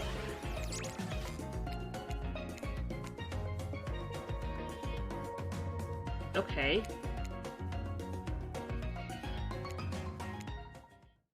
Interesting. Perfect time. Everyone rolls in the dining area, lard up some sexy little bellies with pancakes and bacon, and so much for maintaining these beach pods. We're all half naked in a tropical paradise. Can we get some strawberries here? A yogurt, magic powder that will only get you so far? Even killers watch their sodium intake. Take your plate and sit down, thinking about yesterday and the whirlwind of feelings you experienced. Danger, dread, disorientation. It was like going through puberty again, except all in one day on a beautiful, mysterious island. It looks like you're not the only one doing some introspection, though. Trapper stands to talk about how his day went, in case anyone was wondering. Personally, I wasn't. You didn't expect me to survive. Whether you survived today is 50-50 at best. Well, that was bizarre. Back to your nope. Now Hunter steps up to talk about her feelings. At this point, anything could happen. I'm open to all possibilities that the strange island has in store. Ah, well, it surely must be it. No one else would really stand up during breakfast, too. And just like that, here comes the spirit. Did everyone sleep well? I did, or should I say I did not. I haven't slept in 20 years on account of the whole burning quest for familiar revenge thing. And last night was no different. So in that case, it was exactly how it should be. Got a lot of reading done, though. Now, if you don't mind, I'm going to go back to quietly resenting being trapped here with you all, while looking cute doing so. I'm glad the introduction of Kuru to our island paradise, and yet that was in quotations, didn't distract me from my normal routine, ignoring you all and vice versa. This place is an eternal prison of suspicion and suffering, and no one cares. I'm still the only one asking questions. I'm asking questions too. It's when will Ray shut up? And now they're all looking at you expectantly. Wait, you're supposed to stand up and explain how yesterday made you feel? I think I need to process everything for myself. I'll see you all soon. What a power play. Even one and more. Can I just get up and leave? After breakfast, you head to the hot tub by yourself to clear your head. Yesterday was, in short, a lot. But before you got there, something catches your attention. You hear that? Who are you addressing? Me? Well, yeah, I guess. Is that okay, right? You know, I've been pursuing a friendship with one of these 4 fine killers, but it feels like the person I'm getting to know the most is you, narrator. What is happening? How does that feel?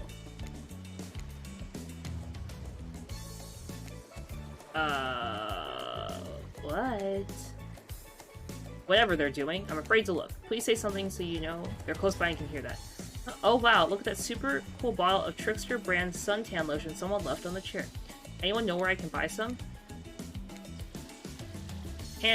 White is panting and Claude has a crazed look in her eye.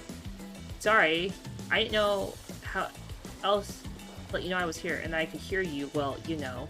Know what? What do you think we were doing? You were doing, I don't know exactly what you're doing, but it sounded like fun. You think 2 people trying to find new ways to kill each other in a desperate search to make their own death permanent is fun? Oops. We get 5 minutes to ourselves every day. We spend it hoping if we stab each other in just the right spot, we won't get resurrected. I've come to believe that the key is finding exactly where we need to bleed out from. I believe that place is our appendix. Why else would it be there?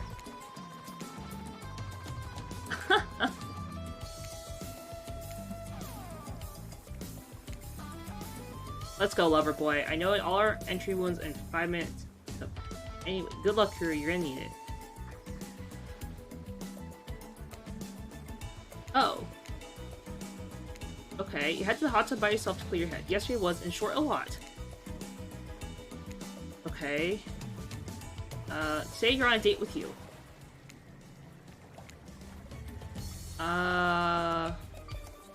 Till a shadow blocks your precious sun. Spiky tipped like a palm tree is bending over to screw with you. But it's no tree at all, it's... Hey babe. Hi, trickster. Breakfast was weird, huh? Everyone's getting up annoying, asking how they feel? What's that about?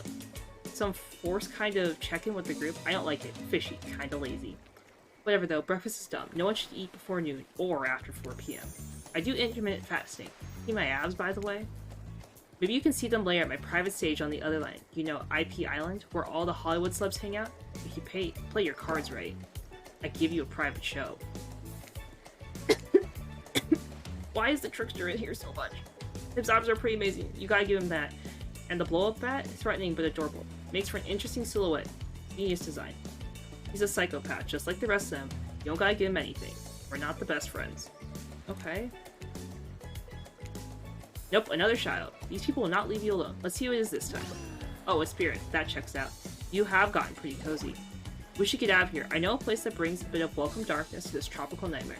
Best of all, I'm the only one who seems to know about it, so we won't be bothered there. I don't even know why I'm telling you, really. It's my private spot. But I guess I got a feeling that you'll appreciate it the way I do. Not like these other killers. They don't get me. But I'll get them. Oh, I'll get them all. And I'll get my father, too. And I'll punish him for what he did to my mother and me. Spirit raids a menacing aura, waving her sword around in the air as she threatens, well, the entire universe. It's scary and more than a little hot if you get turned on by menacing. Look. All this time on Murder's Island has gotten us both a little confused about things. I'm choosing to lean into it. I'd suggest you do the same. You've seen her get mad, which is probably enough to scare you into compliance, but you're also seeing that there's a bit more sensitive side hiding behind her. Ugh, the trapper, no. A man that you reconsider, actually, I strongly suggest it. Especially when you're choosing between me, a walking mountain, with a rich amount of gold running through it, and a literal wisp of air. Literally air. Spirit is held together by air. I'll put my faith in anyone who can be defeated by a strong breeze.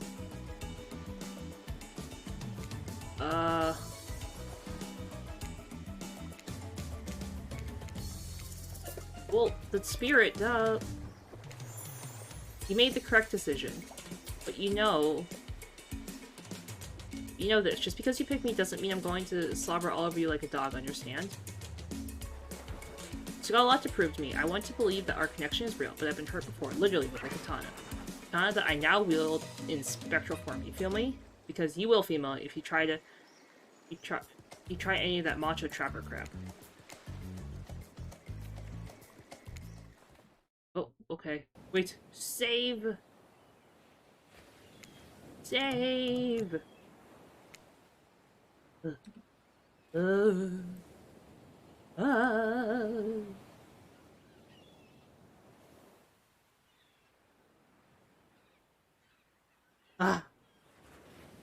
I'm very anxious. I'm very anxious. This is gonna go very poorly.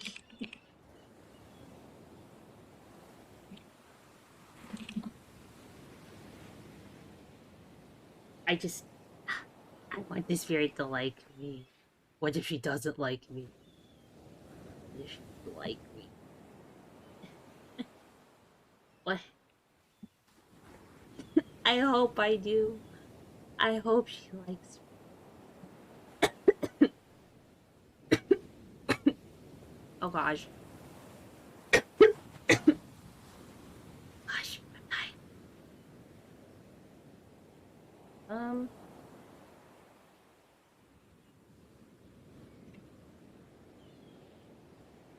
My mouse just went away?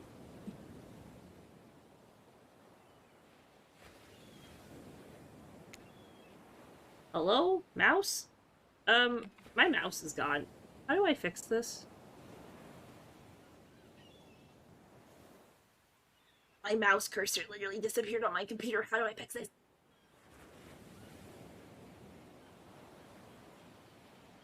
Oh, I got it. I got it. Alright, that was weird. You look Spirit up and down and notice that she's still wearing all black, just like the lighthouse. I've noticed this is a theme. Is black your favorite color? Black isn't really a color, it's an absence of color. It's a void. Like me, Spirit smiles. Nature abhors a vacuum. You're not sure if that's a good thing, or a bad thing. Lapping waves on the side of the coast, that romantic tone. The fog that surrounds Spirit everywhere she goes blends perfectly with the mist rolling up on the rocky shoreline. He's at one with this place, and so are you. The peace doesn't last long, however, as the lighthouse lets out an eerie howl, like a monster dying. A spiraling black light stretches across the sky. Spirit has to yell at you just to be heard. Oh yeah, it does that. The light and sound recede and the two of you sit in silence. Spirit lays a towel down and then pats on it gently. Clearly, she wants your company, so you oblige. When you do, she takes out some sunscreen and hands it to you. You're not exactly sure what to do. Is this an invitation to get a little hands-on action? What else could it be?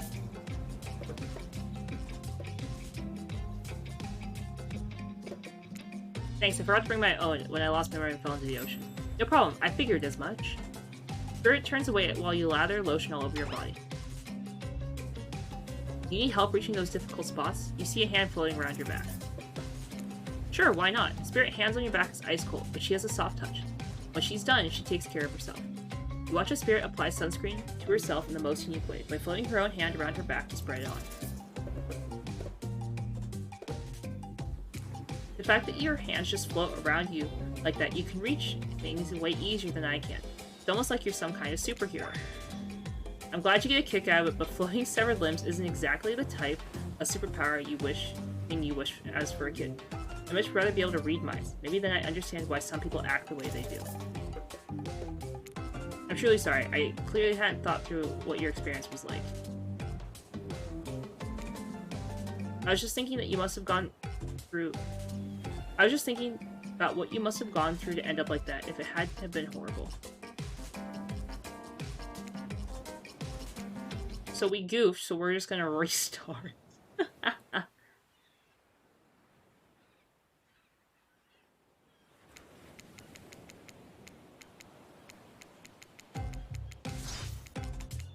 Okay.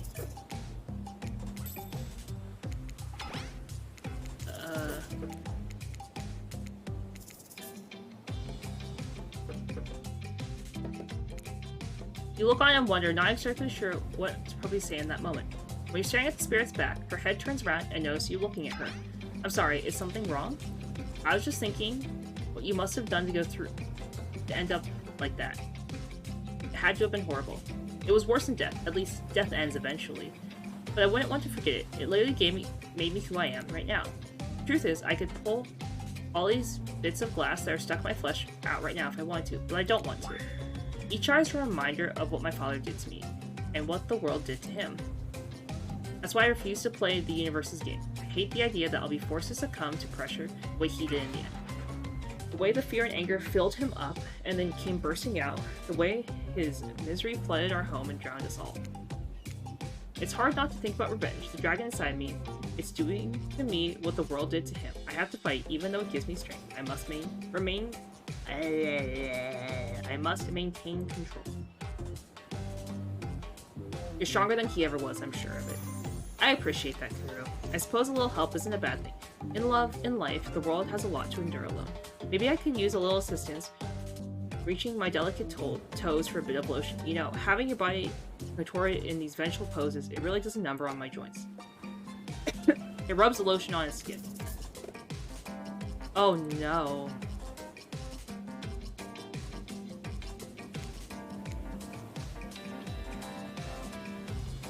That's a severed foot.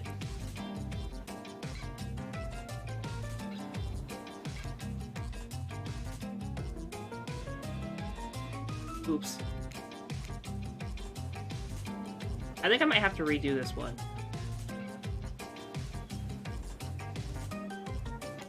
Well, I suppose that lotion made it to where it was supposed to be going eventually. And you weren't too incredibly wasteful. I'm not a woman who believes in rushing through things just to get them done. There's a next time, I'm sure you'll do even better.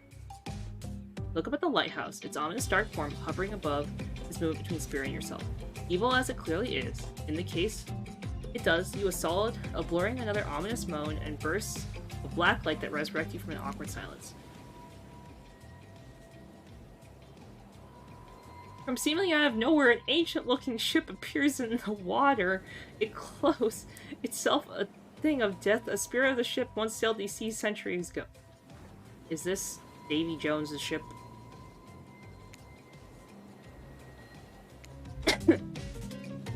Hear the distant shout of sailors as the old wooden ghost ship breaks up and sinks into the water. Alright, it does that sometimes too. Nah, the sharks will take care of it. The sharks? What? Within a minute, the ocean is quiet again except for the waves. Note to self, hungry sharks. But these time-traveling pirates, or whoever they were, you're half sure you saw one of those skulls and crossbone flags, aren't the only ones drawn here today. It's Ray. He has emerged from the palm tree behind you. I didn't come here to break up your date or something. I came for that. Ray pointed to the lighthouse, and indifferent to his attention. I've been seeing it in my dreams. Shining its strange light on me. I can't avoid it. Through woods and walls, nothing seems to stop it from reaching out to me. Duh, it's a haunted lighthouse. It does that to everyone at some point. You're no more special than me, those dead pirates, or that mermaid I saw wash up on the shore that one time. Ew. No name, thank you so much for the epic orc slayer. Mermaids, by the way, aren't even close to beautiful in person as they are in movies. More sea witches than underwater princes, if you get my drift. It's all part of the vast conspiracy, an epic river of lies that runs beneath the island or something. I'm pretty sure I figured it out. The basics have it. If you want to come with me, I can. You can get cut. Spirit waves her katana, nearly trimming a couple buttons off the Wraith's tropical shirt. He takes the hit and backs away a few steps slowly. For the quiet guy, he never really shuts up. Okay, be that way, you'll see. The one at last, tension breaks. Deathly moans quiet, and the Wraith banished back to wherever he hangs out.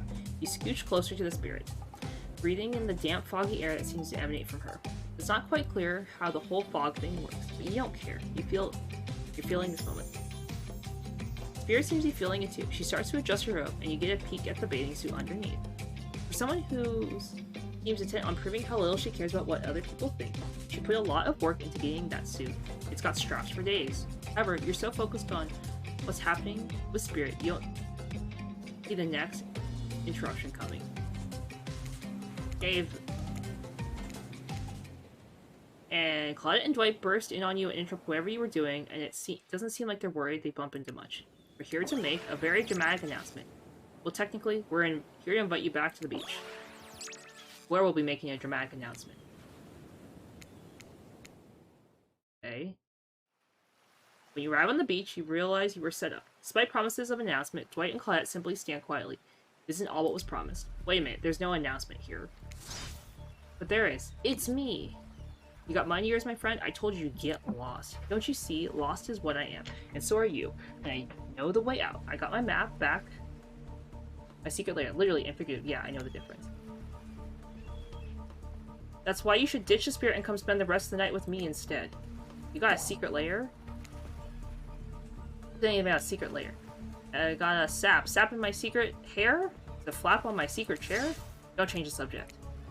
Don't ask me what he's talking about. You're trying to make a mess of the first nice day I've had in... I don't know how long it's been. It's not clear what year it is, but a while. I'm not about to be ditched for the likes of you. It's not me messing things up. Like I keep trying to tell you, it's the staying island. I've come to accept the difficult truth. What's happening here? I'm convinced it's our fate. It's not anyone's decision. It's simply the way it will be. There's no use fighting it. I need to drink water. My throat hurts. Too much talking. What would you know about fighting? All you know is hiding your spooky little secret hair and crying like a baby while ringing your little bell. Do not tell me what I can and can't fight back against. I was born in fire. A dragon lives inside me. Not fight you and all. All I might want to do is hide. Don't you see this giant hat? It's a metaphor. If I do have fate, my fate is to win every fight that comes my way. Got it? Folks? Oh, you hide. I've seen you hide. You do your little phase walking routine, what you call that. It's basically cloaking. We all know what that cloaking type of hiding. Folks, your cloak, I don't cloak. I'm not a cloaker. I phase walk out in the open. You just can't see me. Ahem. I was brought here to make a decision, so I'm going to do that now. And I choose the spirit. When it comes down to it, neither of the two seem easy to love. I mean, Spirit literally has broken glass shards sticking out of her, but she certainly has a charm to her gloom. Spirit and I were actually having a nice time. Besides, if it's my fate to end up on this island, well, to hell with fate, really.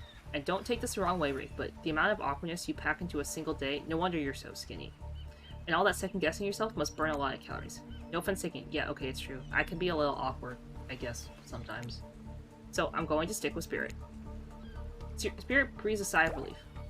That's enough revenge you do without having to kill you and Wraith, too. You're just gonna kill me? Spirit walks around the corner to show you something that she discovered in this place and knew what meant to be connected with her journey. A cherry tree. A small sapling has begun to sprout flowers. It doesn't make sense to see a cherry tree here in this place. It also makes sense to see a ghost in a black bathing suit, so you just accept it. The spirit steps up to the tree, a cold breeze pulls some petals off and they come cascading through the air around you. So pretty! You know the meaning of cherry blossom? They're beautiful, but also quite symbolic. Of course, like all good symbols, their meaning is pretty complicated. What do they mean to you? For many people, being among cherry blossoms is like being at a celebration of life. People travel great distances just to come near their vibrant beauty. However, their beauty as they might be, they aren't magical. They're simply flowers. They quickly die and fade away. And for this reason, they also symbolize the fleeting nature of life, of our fragile mortality. In a way, it's a specter of looming death that calls attention to this special moment. See and appreciate life. How does that duality make you feel, crew?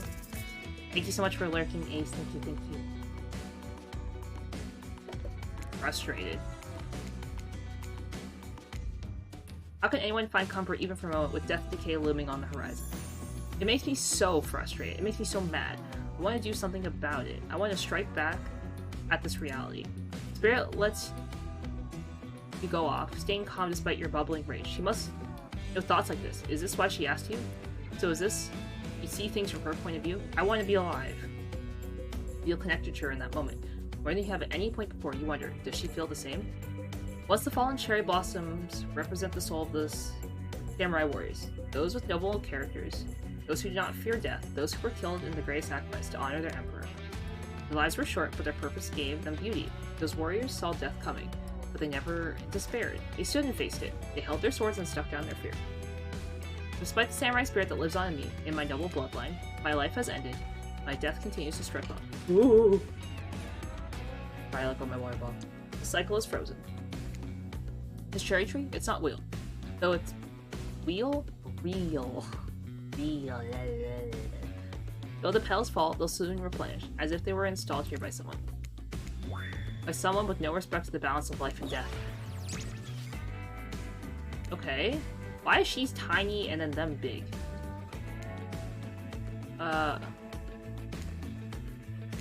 We're just here to tell you that it's time for dinner.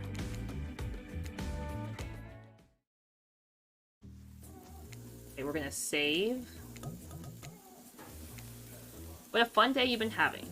I can see it written all over your face. You're shining, and that's not just the remaining anxiety you sweat from spending an afternoon courting a psycho killer.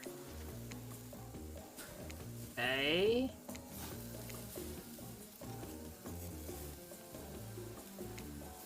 I'm just reading this really quickly.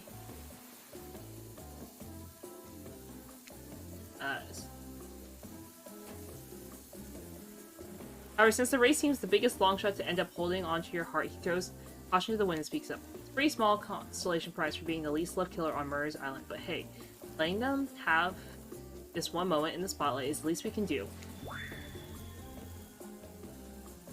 Why is he upset?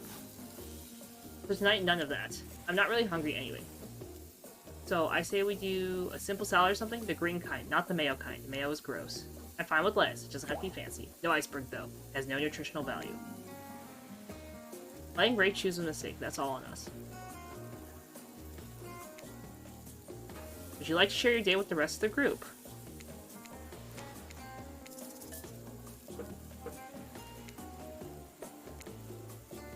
Wasn't really a date, more like two people avoiding each other and choosing to be alone. Doing it in a relatively close proximity to each other. That's exactly right. Could not have said anything of value better myself. Spirit is clearly happy with the way you portrayed your date. No surprise. She doesn't like people getting into her business. But and Claudette bring out dinner. Everyone eats in silence. No one trusts anyone now, and they're all very tired. Bones appetit. Okay. Clear the table.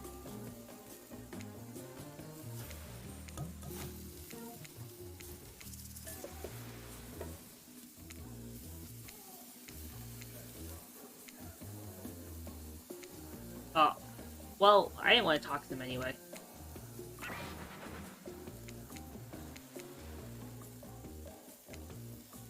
Fire illuminates the soul!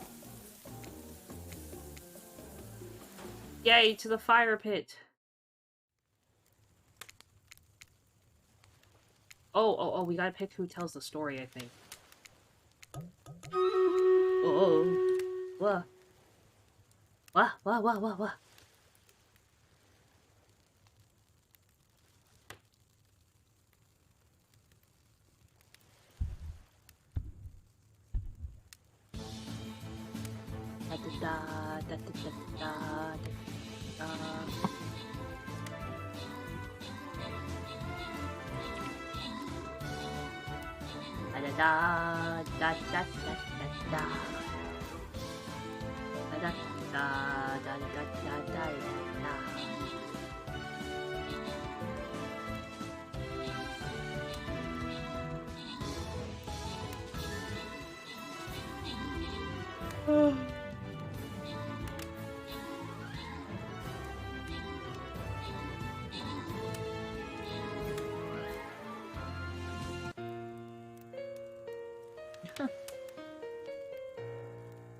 How did we lose? Again. Ugh.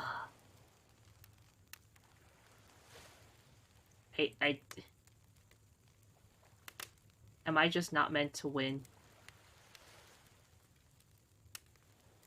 Are we just destined to keep losing Street Breakers? Ah ha ha. Ah ha ha. Oops, 1 second. 1 second. 1 second.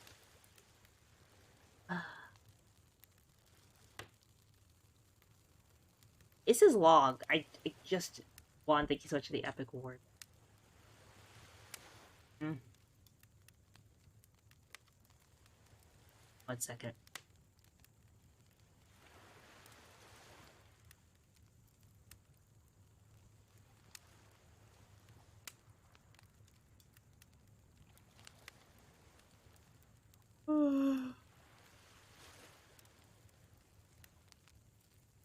God. I got like 10 more choices to make, I just read. Okay. I pick someone to tell a story, or we could play charades. Boggle? Oh, well, we're actually thinking, why don't you tell us a story? I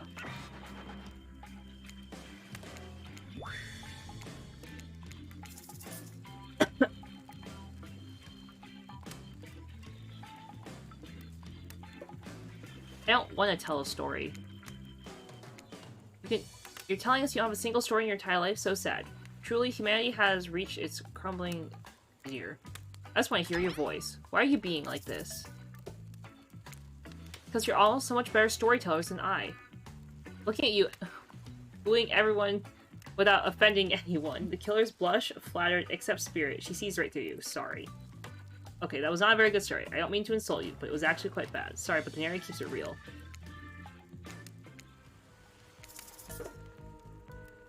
I'm assuming we want the Spirit to keep talking? Right? Like that's like the thing?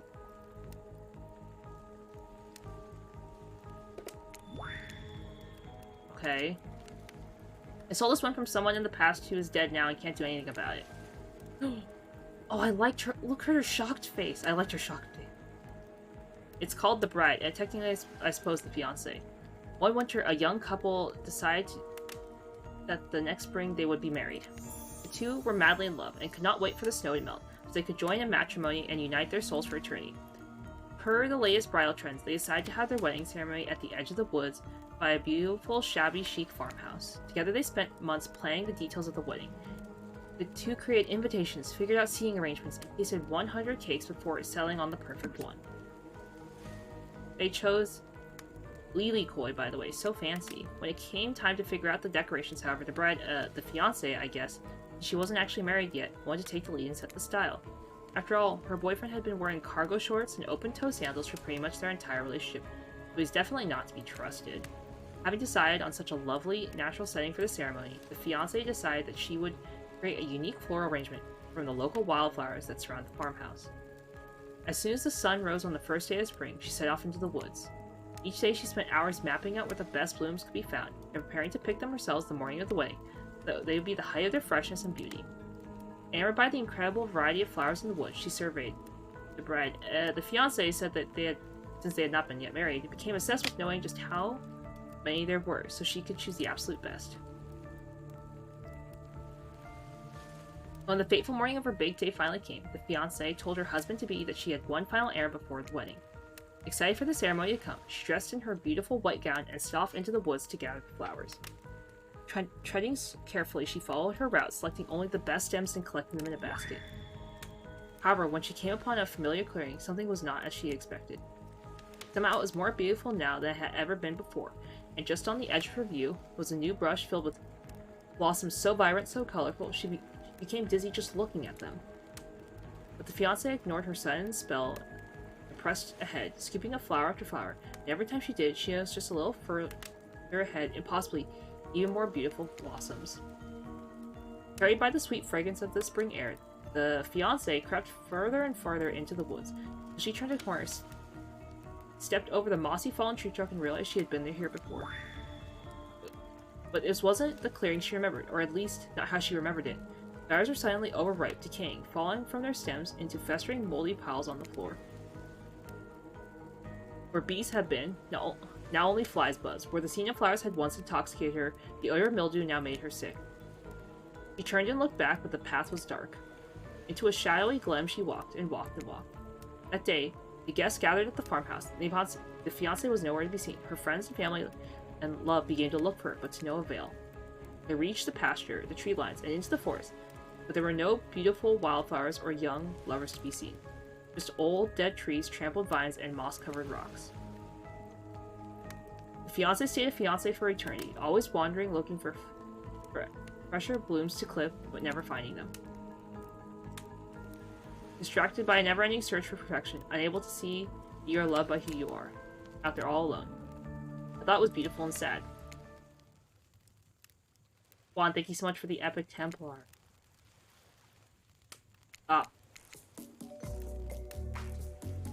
You could delete any sequel from existence, what would it be?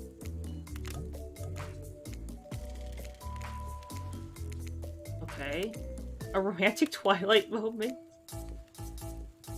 End up dead. Okay. Okay.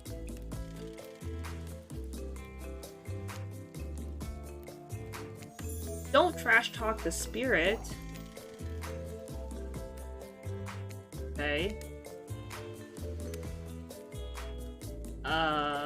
Teeny's Lake? Oh.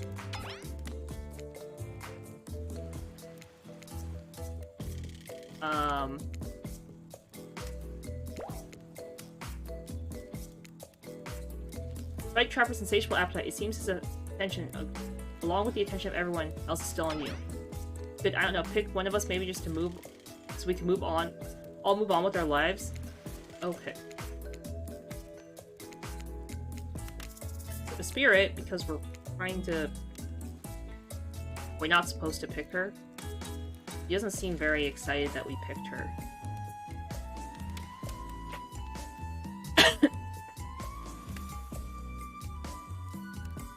Okay.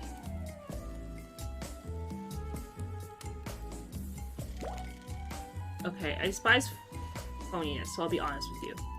Make for interesting company, and I love the idea of winning over these other killers at all costs, even when I hate the game and the prize, but I had a long day. Floating something. Okay. Yay, to the bar.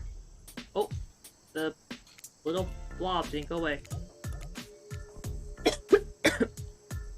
You're out at the bar finding Dwight Claudette, both holding cocktail shakers, surrounded by a bevy of bottles of assorted boozes. Oh, she doesn't drink. I don't drink alcohol because alcohol poisons the body and the mind. I don't need to act like a fool to have a good time. Oh.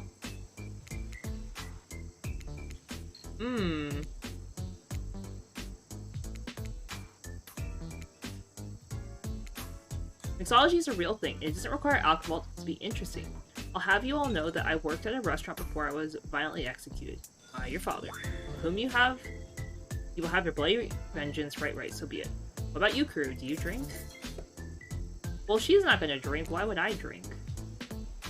I got the impression that tonight will be a night I want to remember perfectly, so I'm gonna pass on the alcoholic drinks.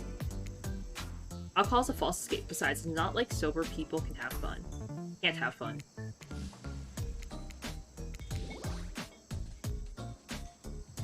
The one of the upsides of wearing black, it hardly shows stains. So, lovebirds, what drink shall we make?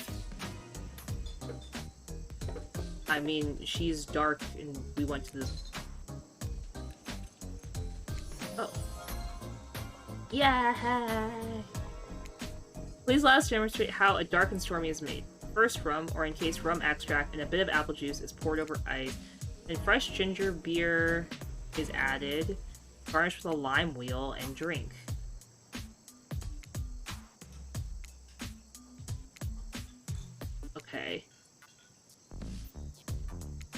hope I don't have to remember that.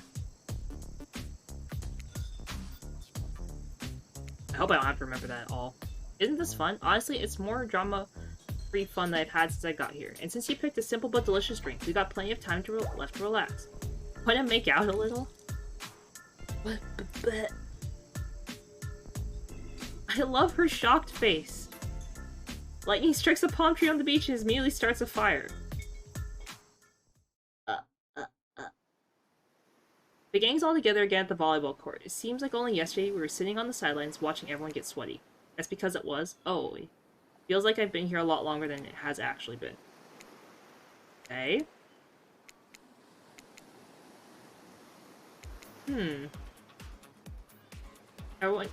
Anyone is gathered on volleyball game for a new type of game. Pick your dream date and see who Kuru chooses. Oh no. Each killer gets 2 minutes to tell you about the dream date they have planned for you tomorrow. What? What? Ah? Everyone's gonna try and make me go on a date with them? That... That seems a little sketchy. That seems a little sketchy. Okay. Okay. Okay. Well, I don't know. I'd really prefer just to tell Kuro privately. I don't really think that's how this is going to work with these game mechanics. What if you just whisper it to Kuro? That's fine. Lowers his voice to a barely audible whisper. Tomorrow, we have to find my bell. And I can finally tell you about what I've been working on. It'll be really special, and the kind of thing where we will really get to bond, and maybe finally get off this island. And maybe we can go on a real date. You done? Great, Huntress, why don't you take it from here?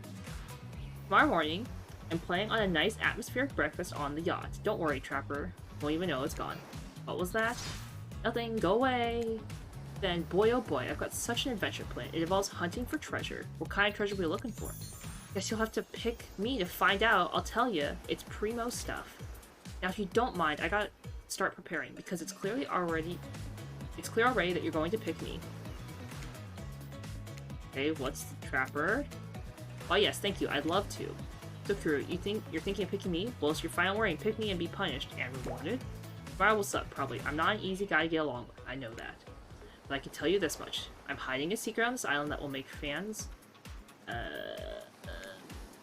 If you like Trapper, you're gonna love it, and if you're not a maggot... Also, everyone, even confident sexy ladies in rabbit masks, better stay the hell away from my yacht.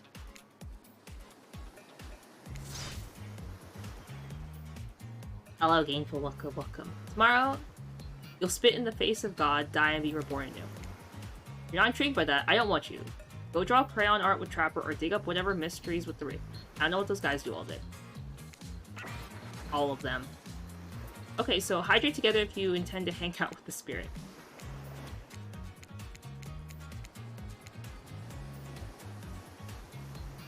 What is happening? Ugh. Another choice.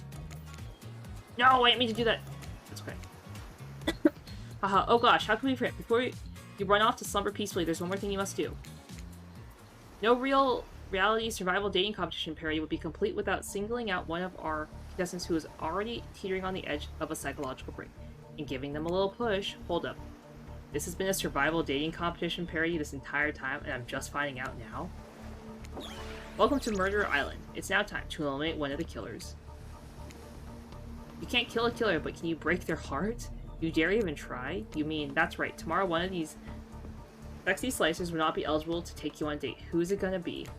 Because it's dramatic? Because it's surprising? Because it's a class role reversal of fate?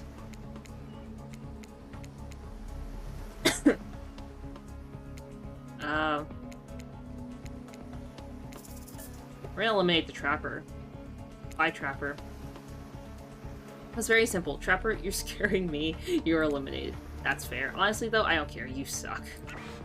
But not in a good way. You bore me. Your personality-free maggot. I wouldn't even be fun to kill you. Which I totally was going to do tomorrow the first chance I got. It's a real win-win for both of us.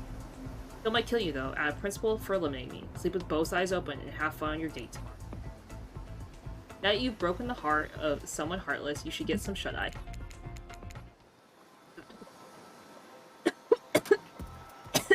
What is this? What is this? This is a mostly new trickster body pillow, the next best thing to real trickster. It might not hug you back, but it definitely won't try and stab you. Okay. Okay.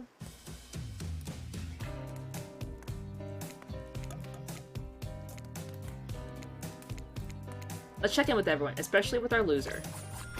We'll see how it goes tomorrow, I suppose. I'm not expecting anything. I tend to shut my mind off during hard times.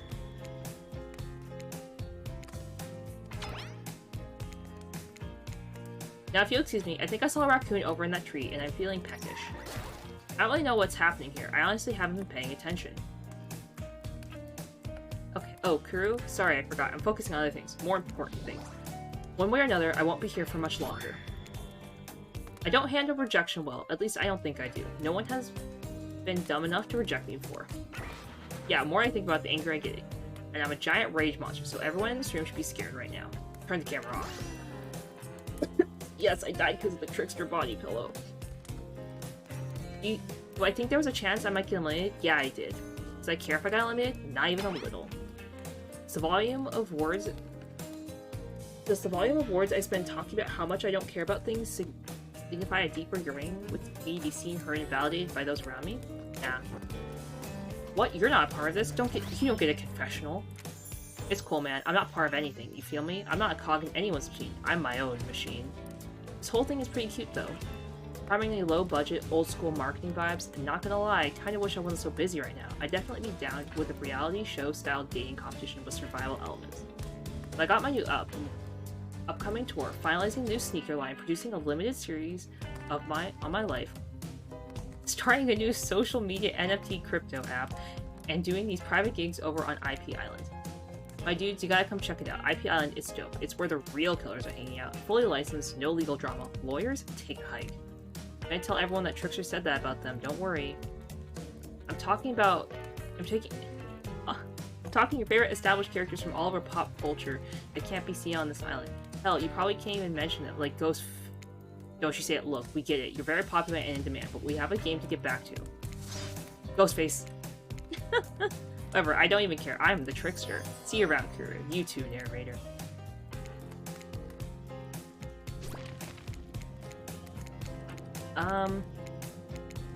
Is there a route to date the Trickster? I'm skipping their thing because they just keep complaining. And they want to be off this island. So we're just gonna skip all their stuff. Because I don't care about Dwight and Claudette complaining. What's that? You don't know about killer crabs? Oh right, you didn't go to the Huntress's date. You really missed that. It was thrilling, or I guess it would have been. You'll have to play the game again to get that reference, I suppose. Pull on your beach attire and splash water in your face. Dwight and Claudette approach. Is that look on your face excitement? Terror? You notice your stomach fluttering with butterflies. Someone's in love. We've been infected with zombie butterflies in your sleep. It's happened here before, but it's probably the love thing. Okay. A little birdie told us someone in particular has an extra strong crush on you. Another little birdie reminds us that you've been kind of a dick since you've been got here, and we reserve the right to withhold that information, even if it leads to making terrible decisions that get you murdered.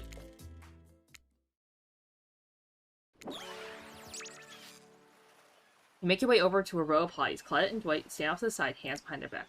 It's been quite the 48 hours, but it clearly sparks in the air, and I'm not just talking about this rusty chainsaw, though I do recommend staying away from those sparks. It's time for our newcomer to confess their love. Wait, I have to do a drum roll for this. Oh, I get flowers. I know. Oh, these are some cute flowers. I don't know why they're like floating off the screen. Guru, who you select to receive these flowers and spend the day with you today? Spirit. You approach Spirit, peering below the brim of her impressively large hat and into her haunting eyes. Spirit, since I met you, I've been enchanted by your presence. You've challenged me to be a better person and resist the urge to show me the sharp end of your tongue. For that, I thank you. I'm ready to take our relationship to the next level. Great imposter, thank you so much for the epic bomber. And we shall. Up to the eye of the dark storm that is our reality, to the lantern room of the Black Lighthouse. It's time to see what you're made of, crew. Oh gosh. I thought it might be nice to start the day out on Trapper's yacht before we head to the Black Lighthouse. Even if I kinda hate this basic tropical vacation stuff like yachts and snorkeling or whatever, it's good for you to see me in the sun a little bit, at least. There's more to me than what you've already gotten to experience. Oh, that my whole vibe can be a little dark. The hat, the swimsuit, the plume of floating hair. If this wasn't all who I was a normal young woman once, went to school, hung out with friends, even had a part-time job working at a restaurant in town. And then, well, I know what happened. Your father, he murdered me and I woke as an undead avenger. That's not what I was getting at. Something else happened to me. I realized that I need to be seen. Even know by whom. A lot of the time, when you think about ghosts, they're these kind of see-through flickering specters. You imagine reaching out and having your hand go right through them. Ooh, spooky. Like that sort of thing. Maybe there's some warpy effect on the world around you. I don't know, depends on which movie you're watching. But when I died, well, I dare you try and reach your hand through me. Not really. That's not an invitation. It's rhetorical. Why did it end up like this? Who brought me to this island? Who knows? I sure don't. Got my ideas. But I'm not exactly out there digging around in caves or dusting off antiques and trying to find clues and analyzing their meanings. I do want to take this experience seriously, though. I want to give the process a chance.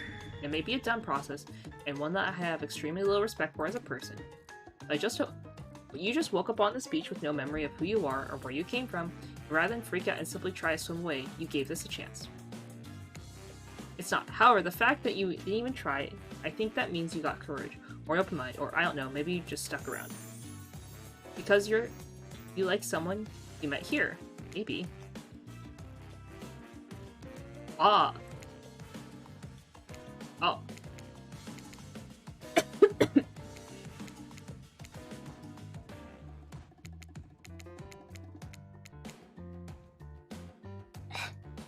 Trying to drink all the water because I'm talking so much and my throat hurts because I'm talking so much.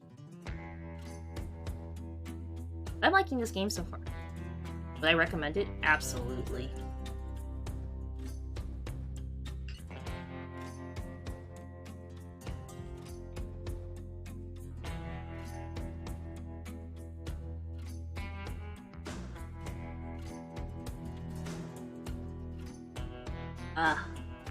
One second.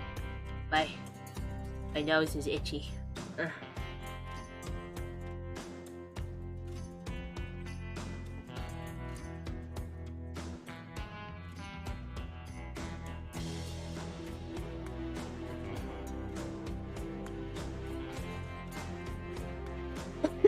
Casey, thank you so much for the epic tank.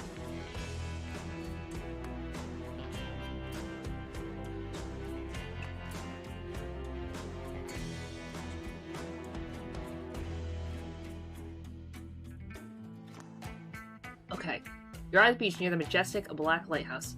An imposing form towers above you.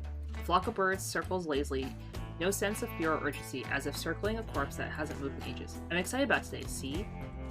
Spirit places her wrist delicately in your hand and presses your fingers down against her skin. It's cold to the touch, but you feel that. Is it the faintest of pulses? My blood's absolutely pumping. So what happens now?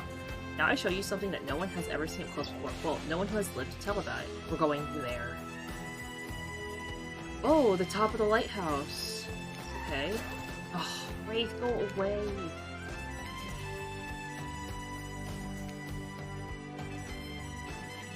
Is he trying to kill me? The Wraith. Thank you for choosing anyone else to go on a date with today. And alone forever. This is how I'm meant to be. I feel alive. We're done. We're kind of, on that date you just mentioned. We're in the middle of something. Sure, I thought you said no one has been up there and lived to tell the tale. This sounds exactly like telling about it. Technically, I don't think rank counts as being alive. I mean, I don't maintain the canon, but if he's not dead now, he's gonna be when I punish him for interrupting our date. Ew. I'll just be over here running away, enjoying my view. I think Grace was kidding about the whole being up there. Honestly, the view isn't even of the island. What you can see is mostly ocean, on account of being, a lighthouse. Spirit's hand floats up as she scratches her head, contemplating. You don't usually see her at a loss for words like this. What's your royal status? Because despite what our lanky friend seems to think, the lighthouse is not to be trifled with. It's a beacon of death and suffering that brings doom to all corners of the world, if not further. Well, duh, you saw a freaking pirate ship seemingly travel through space and time only to crumble at the rocks beneath the spooky tower. You decide not to point it out, because that wouldn't be too romantic, now would it? I think I'm alive? I'm here with you, walking this beach, feeling the water at my feet, feeling the sun on my skin. Here with me, the spirit. Does that really make you alive? I guess I don't know. If you come up with me into the eye of the Black Tower, you may never return. Is that a risk you're willing to take? Because we have something. I won't deny it. I feel it. I'd hate for you to simply turn to ash. Turn to ash? What? If we were to commit right here and now and figure this out as friends, we could put that risk off for another time. Just be friends, ouch. Is that her way of letting you down easy? Well, I don't know if I want that friendship. I want you. That's why I chose you. I can't decide this for you. I can only warn you that it might not be safe. You might die up there and there's nothing I can do about it. We'll just go. Who cares? I don't need another friend. I want something more. I'd risk my life for it. Right this way. Inside the lighthouse, it's almost pitch black. Ooh. Watch your step. Oh, this is very spooky. Okay. However, somehow, it's just like morning a moment ago, but now it's night? What do you mean a moment ago? We've been standing here, looking out over the ocean all day. I really enjoyed the peaceful time together with you, taking in the view, standing in complete silence for hours. It was kind of my perfect date. Really? I don't remember that. I just called it a perfect date, and you can't be bothered to remember it? What kind of game are you playing with me? I want to remember. It's just that for some reason my mind is completely blank, but hey, I'm not dead. Or you're already dead and been this whole time. That's true. Maybe we'll never know. It doesn't look like the light is working. Thanks for spending the day with me. I really had a good time. The day I don't remember? Okay.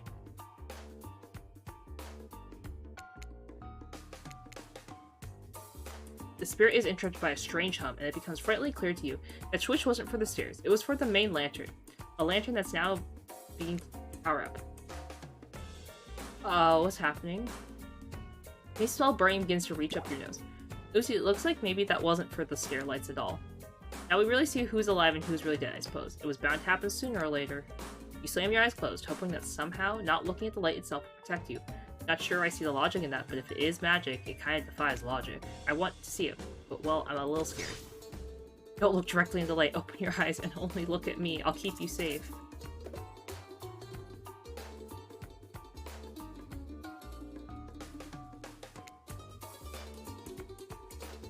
Ugh.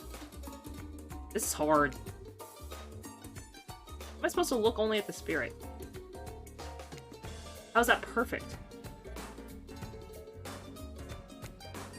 Oh, this is so fast!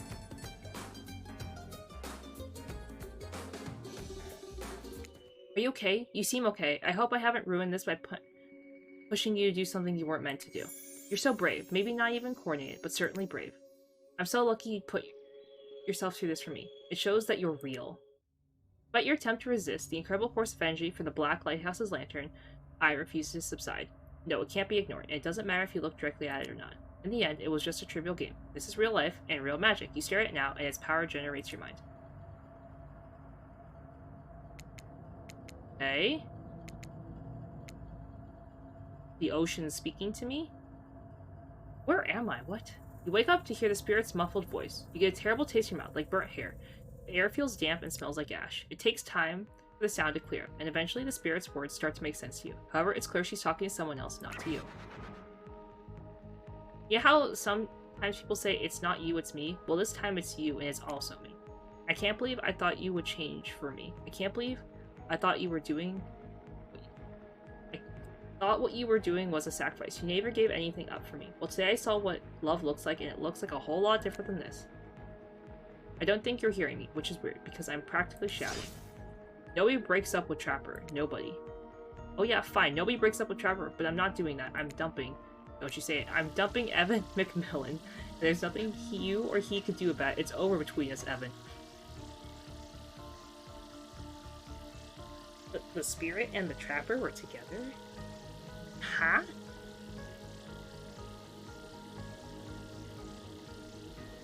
What? They were together the whole time? Rin, Yeah, Rin, I what? Huh?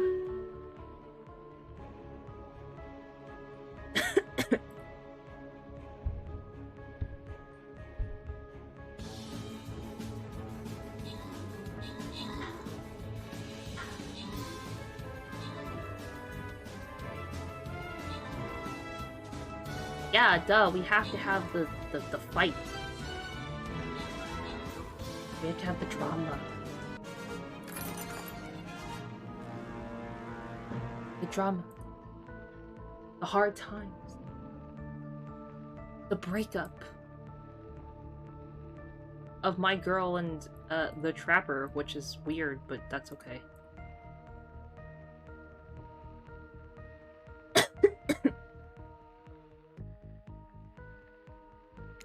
Trapper turns from the spirit and looks directly at you. You realize that you're laying on the ground of some war tunnel.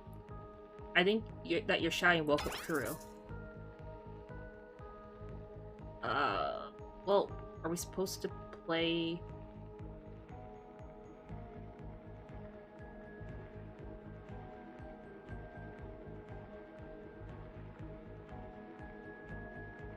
I'll just say something?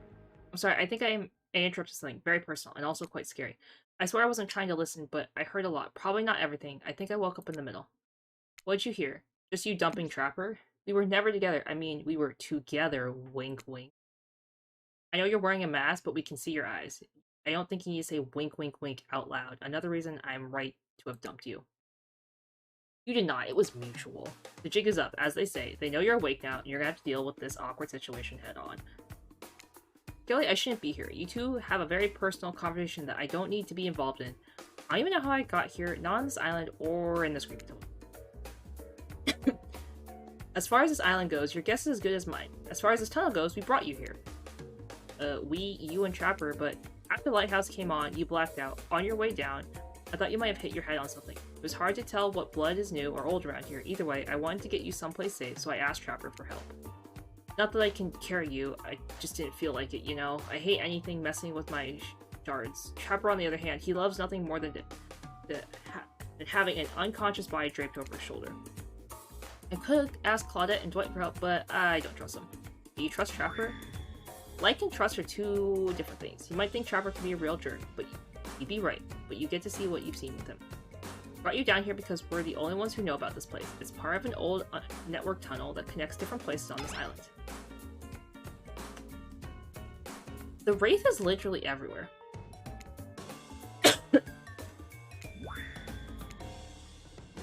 So you three are a throuple now, or I gotta say, I really didn't think the whole Trapper spirit thing, but hey, it's not my business. I'll stick my nose in it. We're not a thing. No one traps Trapper, not with traps or with relationships. And you do realize you're sticking your nose in our business right now, right? Okay, yeah, get out. I was just leaving. Silently, it's a lonely place, which is great for me. I'd love to be alone. Trapper, on the other hand, he's quite needy. After a lot of pursuit, I finally let him catch up to me, and because, well, I don't want to call it a relationship because somebody really didn't want to have that talk. We are more than just friends. Okay. So I hate to ask, but I just look at a refrigerator-sized death lamp, so I guess I'm more like a glutton for punishment than I thought. Oh, what were you good at? Well, for starters, excuse me, I'll take that question, thank you very much. You know anything you know about me? I'm on a quest for revenge. Exactly. What you may not know is Trapper is a great classical maestro for revenge. Revenge against friends who have turned their back and betrayed him. Revenge against his father for making him into a monster. Revenge against the barista who wrote Ewan on his cappuccino, knowing his name was actually Evan. Someone who thinks about revenge as much as I do, the Trapper is an inspiration. But they say to never date your heroes. And then you came along, Kuro. You showed me that's okay to be lost, to feel pathetic, and to push on when you have nothing real to offer anyone. Okay. You show me that life after death can be more than just an obsession with revenge and mind-blowing sex on the ground in a dark cave of an old rusty tunnel. Oh. Okay. Okay.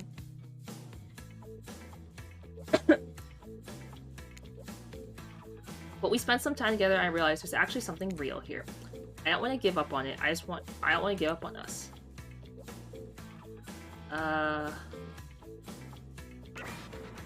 It doesn't mean I trust you. Okay. Wait, I gotta save for the quiz. Question 1. What's the spirit's real name? When given to her by her murderous father, one she lets only her real friends call her. Rin Yamaoka. Question 2. What lives inside the spirit? A dragon. Question 3. When the spirit worked... What does spirit work back when she... Restaurant. Question 4. The spirit's favorite color. Okay. According to spirit, what's worse than being dead?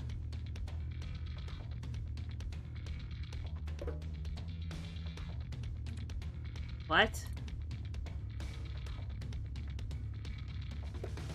This one.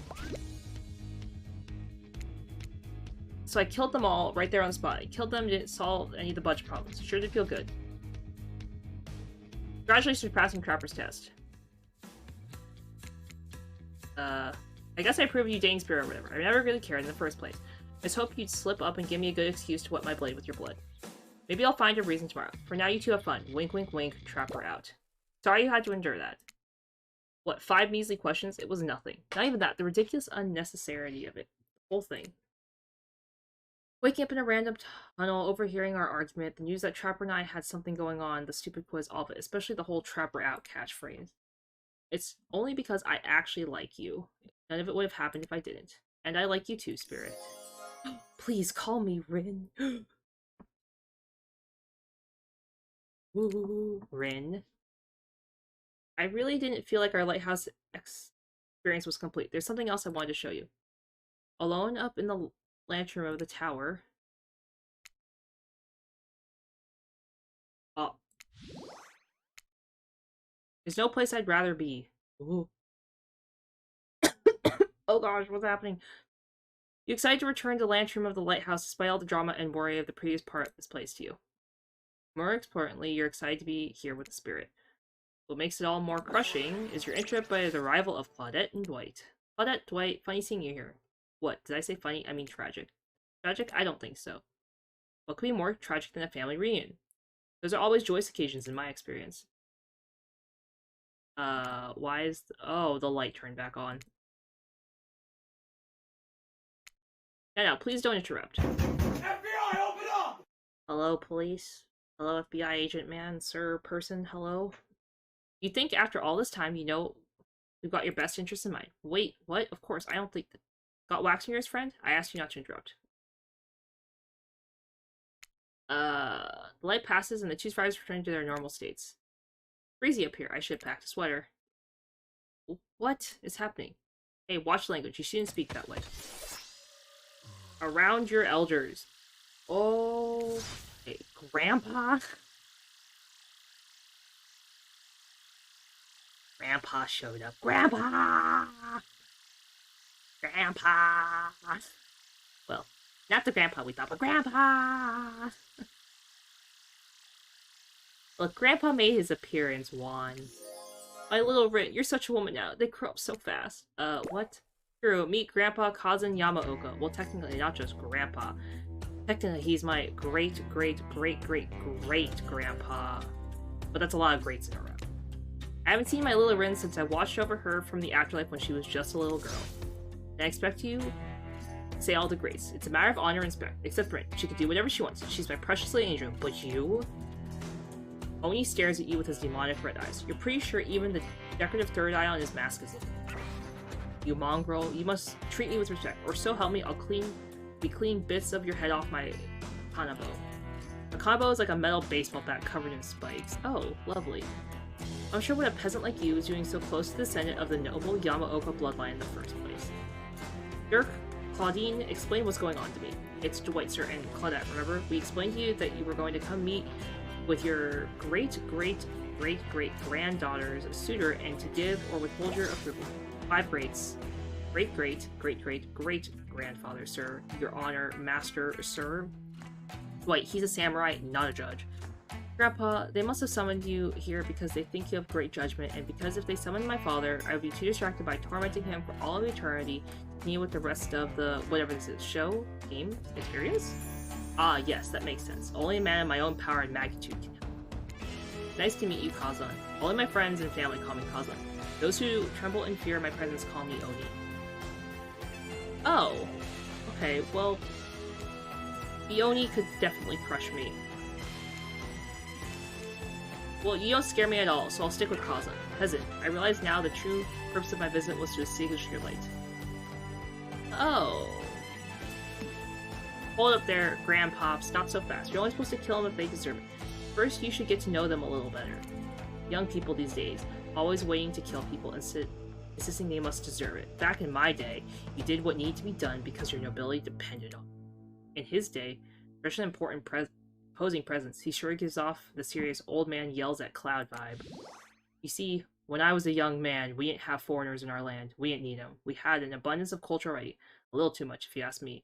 But I didn't make the rules, the rulers did. Exactly how it should be. Literature, art, commerce, theater, fashion, poetry, puppet shows, ghost stories, courtesans, gambling, fighting, fine dining, fast food, public executions. What we're talking about? Listen up, old man. We don't have time for your list of every activity available to the samurai in the entirety of the Edo period. Silence, peasant. You're showing your ignorance. Samurais were 4 blades of many activities that didn't benefit the Bushido code, such as attending certain theatrical performances, for instance. Sometimes, however, a samurai would put on a disguise in order to seek out entertainment. Now, I'm not saying I did that because I have my honor and a body built like an entire castle that is quite hard to hide, but clearly you have neither my honor nor my physique. You don't even know about the ins and outs of the shifting rules of traditional Japanese samurai etiquette. Rin, what would you want with such an uneducated admirer as this? Oh wait, I get it. Sweet Rin, my beautiful descendant, you invited me here to do what you're too kind to do. Bash this jerk's head in. Claude, Doris, fetch my kanabo. Rin, wrap your robes around this mongrel's hands and hold them still. We'll splatter the brains on the beach together as a family. Grandpa, no, that's not why I invited you here at all. In fact, I didn't invite you. Claudette and Dwight did. Aha, yes, yes. Sure, wink, wink, wink. This whole saying wink out loud thing is getting a little out of hand. I swear, Kuru has a good soul and the heart of a warrior. They fought for my love in their own way, faced down death more than once, and put their fair share of nonsense. Nonsense which seems to be endless. Can we, I don't know, wrap this up already? Of course. Who am I to expect anyone to wait around for my approval? I only been hanging out with ghosts and watching my bloodline be polluted by cowards and quitters for 5 generations. Just come give your ancestor-in-law a hug. Sword drawn, Oni beckons you closer. There's no way he's ever hugged anyone his entire life. I think I'm good over here, actually. Rin, now, push them my way, and I'll split them in half. The sacrifice of this absurd to the YOUUUU bloodline will surely bring us back to life. Ah! Hello. Hi, Raiders. Hi, Aphrodite. Hi, everybody. Thank you so much for the raid. Hope you're having a great day today. How was League? I think you were playing League, right?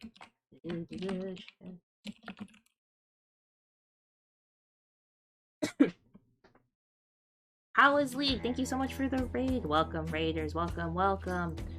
We are currently in the middle of playing Dead by Daylight. We are currently in the middle of playing the Dead by Daylight dating sim. So please, I hope you enjoy hearing me talk a bunch.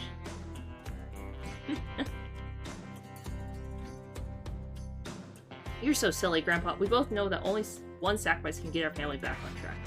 Revenge on my father, your great-great-great-great-grandson, traitor to the YOUUUU name. Celestial Gateway, thank you so much for the follow. Welcome to the chats. Welcome. Hello, Plant. Yes, it is out. It's been out for about a week, so I'm a little late to play it, but I'm very excited. Plant Friends, thank you so much for the follow. Welcome to the chats. Welcome. Thank you.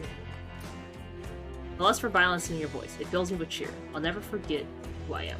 I suppose, if this is the person you want to be with, go on with your journey of bloody revenge. With, I should trust your judgment. The strength inside you blooms from the same cherry tree that was planted centuries ago by our shared ancestors.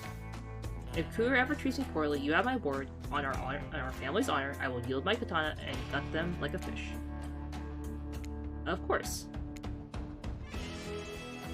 And one last word of advice, my dear girl. The pottery stuff, don't forget it, but maybe stop focusing so specifically and obsessing on it. What you did, it was awful, but it was already done. Do something for yourself now. Just my 2 cents. Be well, Bran. I'll see you again soon. Now let's go, my servants. Clint and Yancey, return me to the stable. I assume my dragon has been fed and tended to? Yes, sure. As sorry as I was disrespectful to your great-great-great-great-grandfather, he seems like a very special man. I realized I will never measure up to someone like that. A warrior with the hell of a fashion sense. I mean, that mask. Don't worry. I would never expect you to, or wouldn't you to, really. If all I wanted was the biggest brute alive, I'd be down in Trapper's Cave right now avoiding his vintage bear traps. But it's not like the life I imagined for myself. A sense of abstract duty, anger at the world changing around me, a lust for blood. There's no way to live.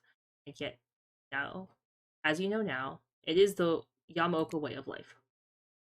Forever, I'm cursed to battle against the dragon that lives inside me, or at least maybe I was until now. I'm not saying that. That's so cheesy. You haven't won this game yet. Please don't ruin it. Sorry, I have no idea where that came from. I think we spent enough time in the lantern room. We should go back to the beach. I'm gonna save, because I'll have to go through that again. You know, the sun might have set, but if we wait long enough, it'll rise again. Where'd her clothes go? It removes her sheer robes, showing you her strappy black bikini. Her pale skin glows under the light of the moon. Maybe you could help me get a head start on applying tomorrow's sunscreen.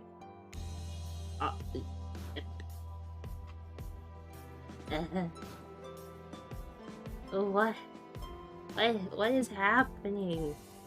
Now I just feel so awkward, especially because I just got raided.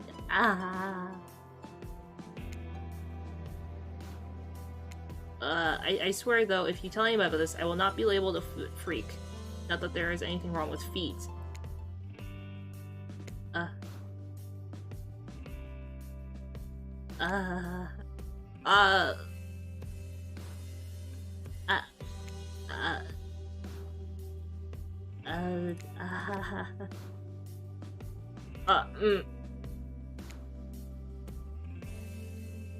Or you could find a towel to wipe your lotioned hands. Spirit grabs you and pulls you in close.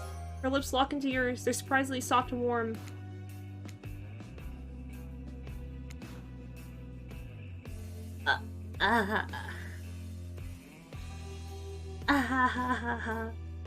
My poor baby say-so eyes. My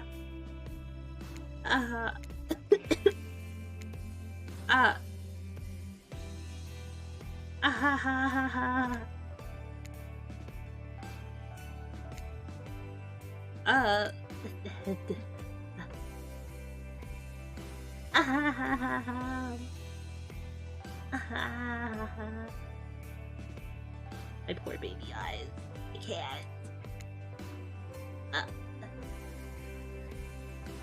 A chunk of glass is lodged in your shoulder.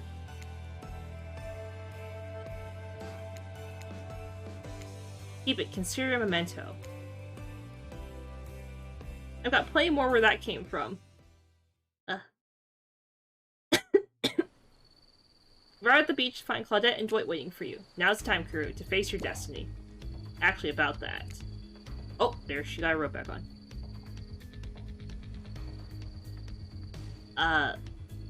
No, Oh, I hit the wrong button, sorry. Actually, I did know. I'm joking. I did know. I read the reviews. Can we talk privately? Maybe not here, maybe someplace else would be better to talk. I know, and you know how I feel about telling me what to do. Don't do it. Like I said, I'd rather have this talk with Kuru privately. Not do it here in front of everyone else.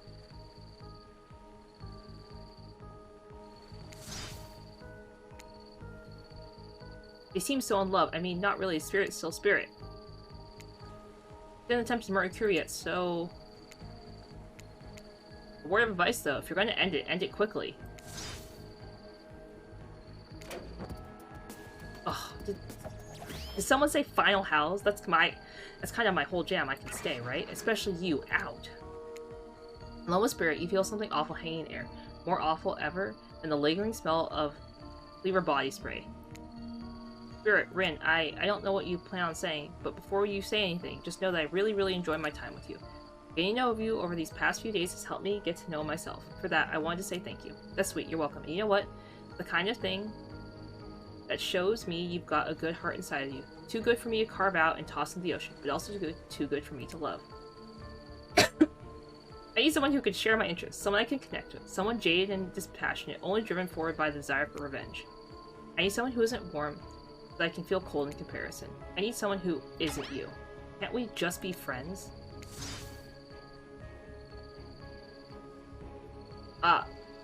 Before you finish that, just know if we're not friends, we probably will become enemies and I will destroy you. Friends it is, glad to have you here with me when you need me. But you're also not too close to me when I don't. So I'll see you around.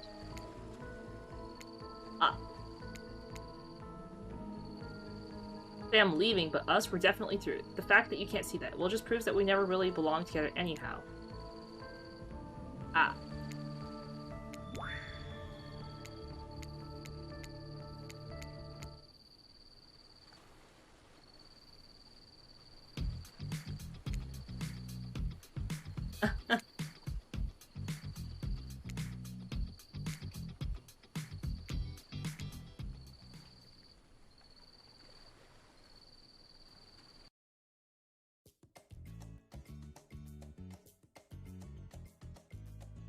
I'm friend-zoned.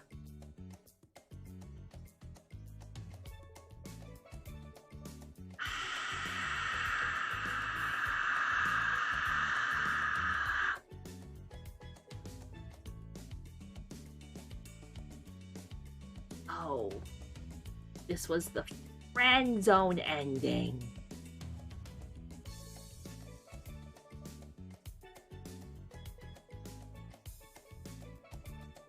According to the achievement I just got, I got the Friends Forever achievement. You didn't find love, but you found friendship that will last forever and ever and ever.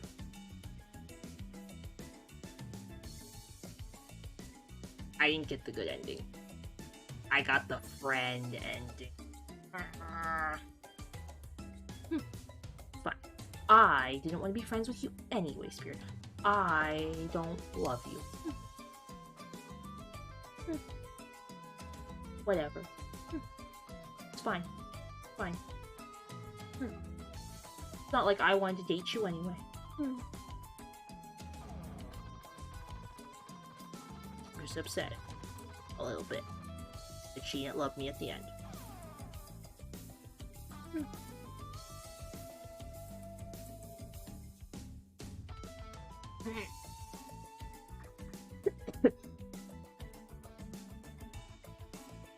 I just spent 2.5 hours of my life to get friend-zoned by my girl, the Spirit.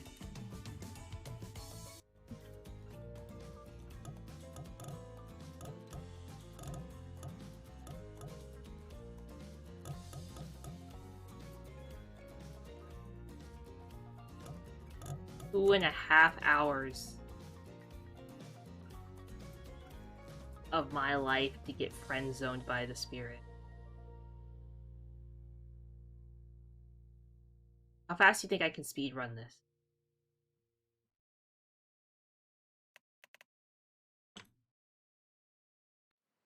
How fast do you think we could speedrun this?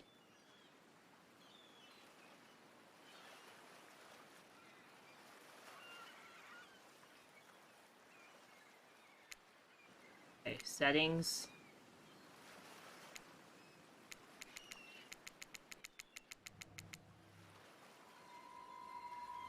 Ugh, hate this. I hate the zombie head thing because I hate zombies. Is it gone? I'm literally not looking at the screen.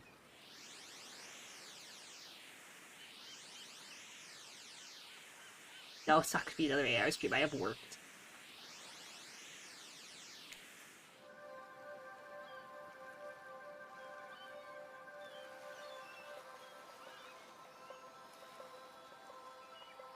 I just want her to like me.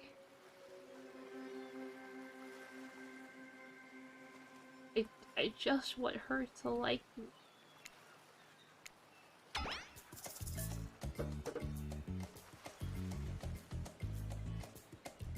I guess the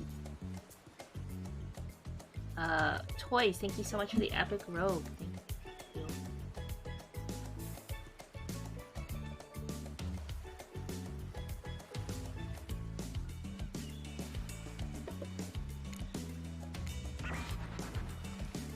Okay.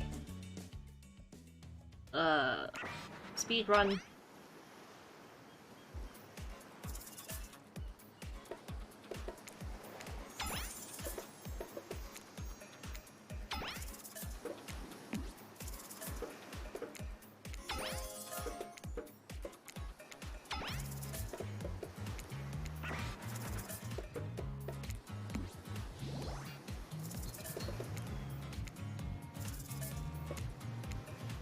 Okay.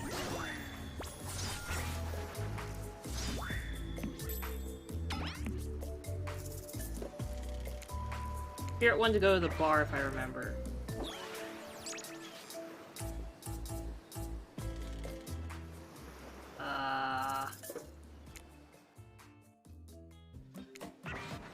I looked up a guide on the internet on how to romance the spirit. I looked it up.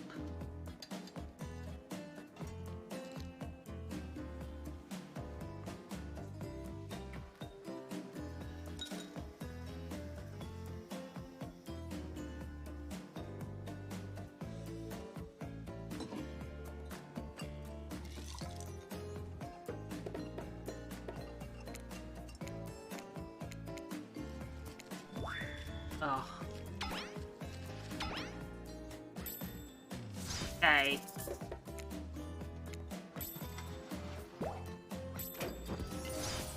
Oh, the trickster.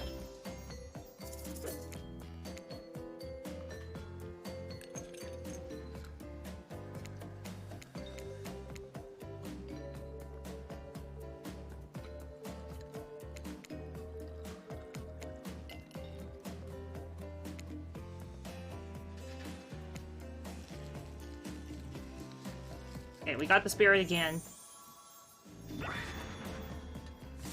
Not gonna kiss us. We already very sad that she wouldn't kiss. Ugh. Oh my gosh, trickster, please. Trickster, please.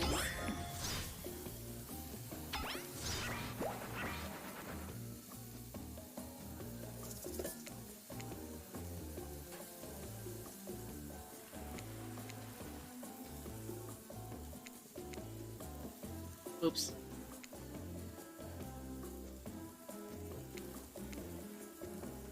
Oh.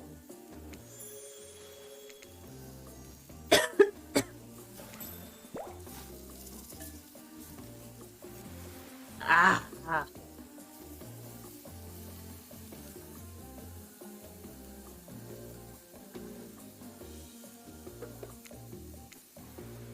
It's very warm, but very sad.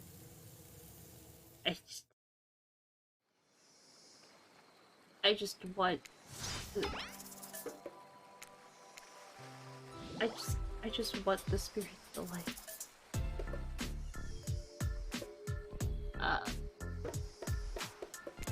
Nothing but darkness. I'm edgy.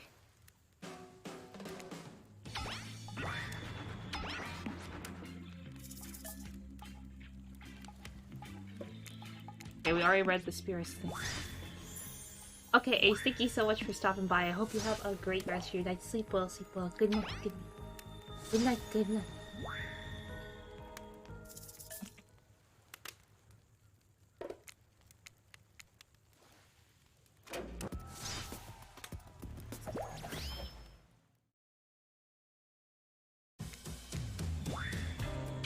we're speeding through this. I am determined to show everyone a good ending.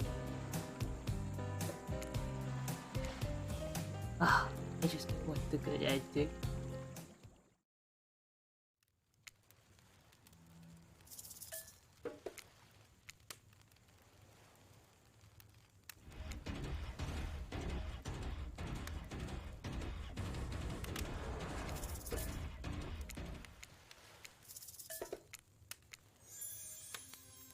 Oh. I just realized she gives this to you, like, barely knowing. Oh, I just missed something. Oops.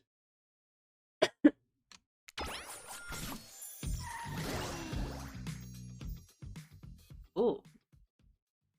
Speeding through too quickly. Oh, yes, the cup of death. I have to redo all the choices, sadly. I have to redo all the choices.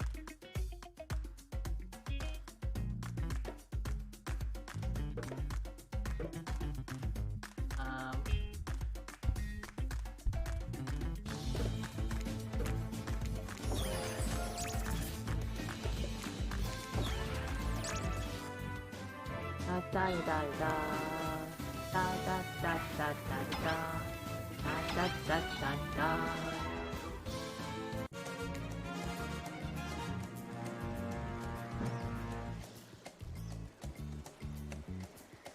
You could do like a dungeon round or two.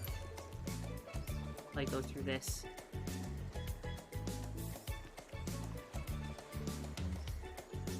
I think dungeon rounds be good for us, yeah.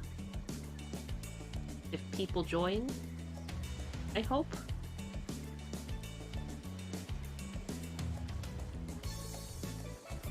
I don't know if people will.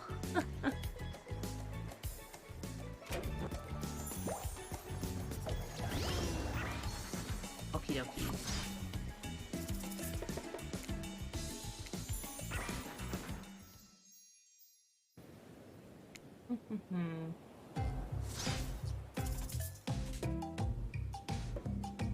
Hey guys, make sure you join for this.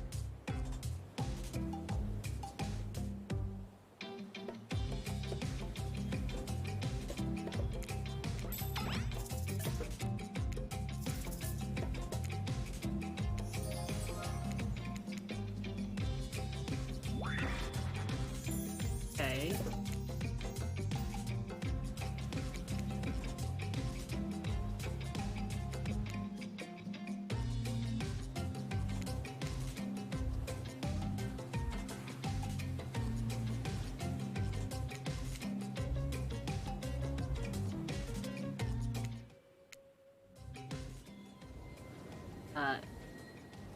Nem, thank you so much for the epic anthem.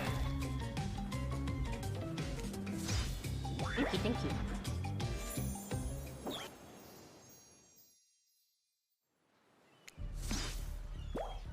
Okay. We're like halfway through, guys. Ugh.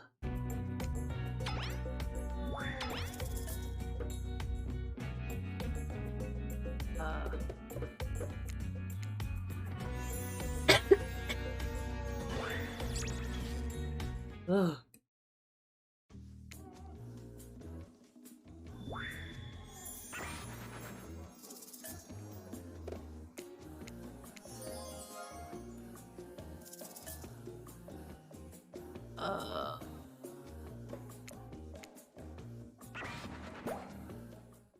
Okie dokie. You pick.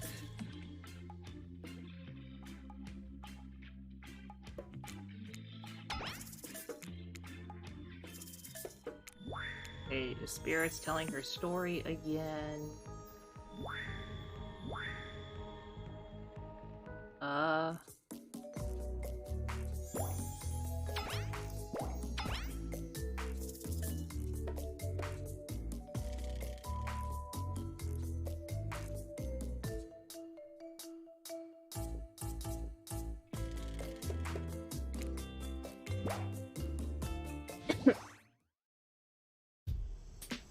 Okay, we're back at the bar talking about getting drunk.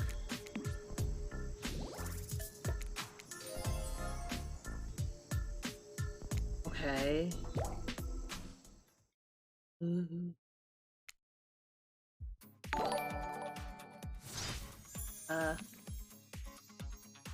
Again, thank you so much for the follow. Welcome to the chats. Welcome, welcome. Hello, welcome. I hope you're having a great day today. Thank you so much for stopping by. Hello, welcome, welcome. We are playing Hooked on You. I'm just speeding through the background to get the really good ending.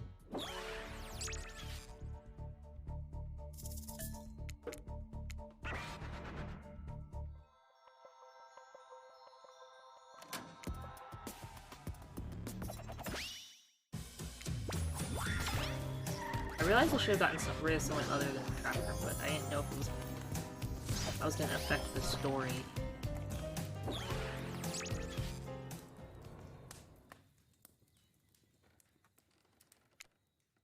Okay.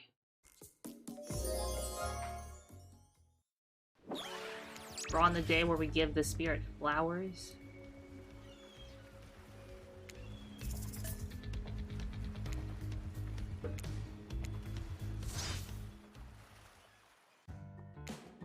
We're on the Trapper's yacht now.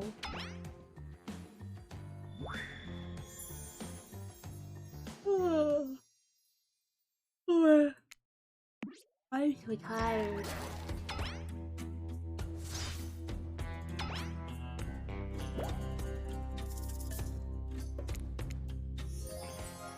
I'm so tired.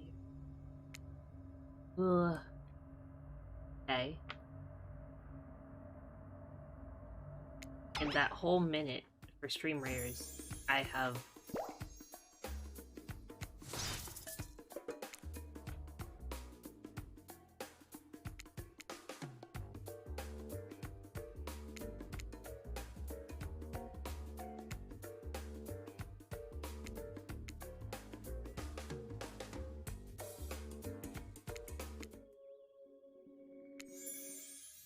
Okay.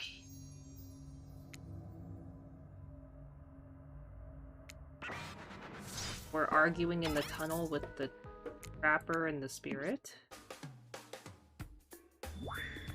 My fingy hurts from holding the buttons for too long. Ugh.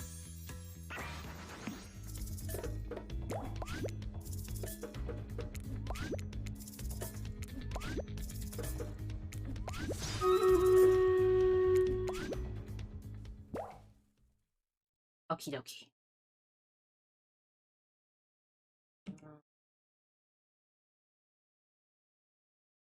Let's start this. You pressing the button.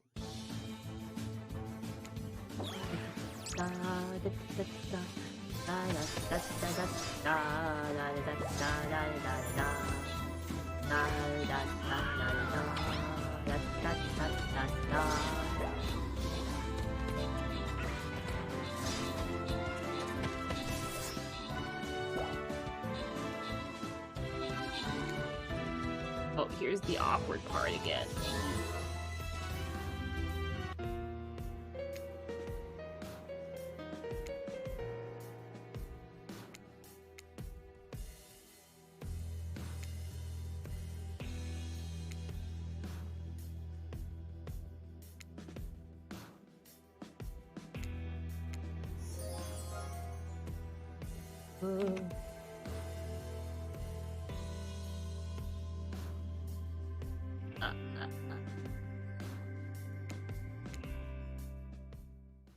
This is where we got the bad ending last time.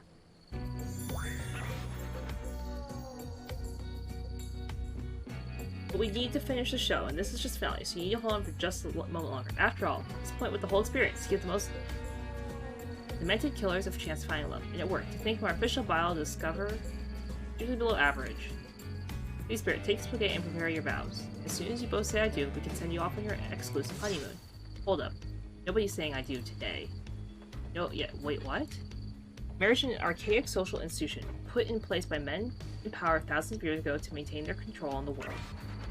I'm not interested in playing their game. I'm not interested in doing anyone tells me or living by any rules that I don't believe in, deep down in my heart.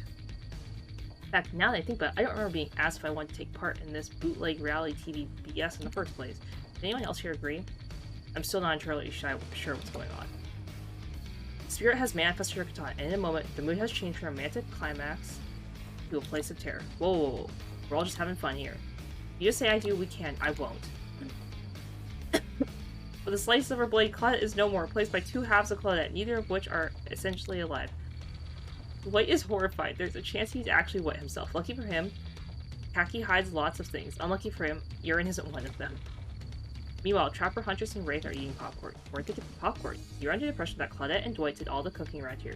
So sorry, now's not the time for who's popcorn. A gruesome murder just happened. This is for you. You know what to do. Spirit hands you her katana. You look on a whimpering Dwight and feel everyone waiting for you to put him out of his misery. Look, Kuru. We're on a very tight schedule. You respect schedules, right? If you kill me, I'm afraid of what comes next. So I don't know. What could you not? You think back to the strange moment in the lantern room of the Black Lighthouse, where the light hit Dwight. There was something off about it all. As if he wasn't real, or at least not really human. But is that a good reason to do him in with the Spirit's katana? Or is it actually a reason not to kill him? This doesn't make sense. The only thing that makes sense is taking control. Taking away from them, taking it into your own hands, and carving out a new destiny for yourself. Kill his pathetic work. Kill him and join me on my mission. Together we will be unstoppable. That's quite enough for what will you do? Bye, Dwight. You raise Spirit's katana, and with ease of slicing a wedding cake, you cut him in two. His dead body slumps on the ground in front of you. That was so incredibly sexy.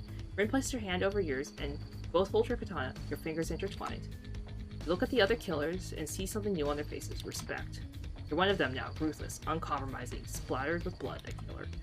The father's going to really crap his pants when he sees the two of us coming. That's the end?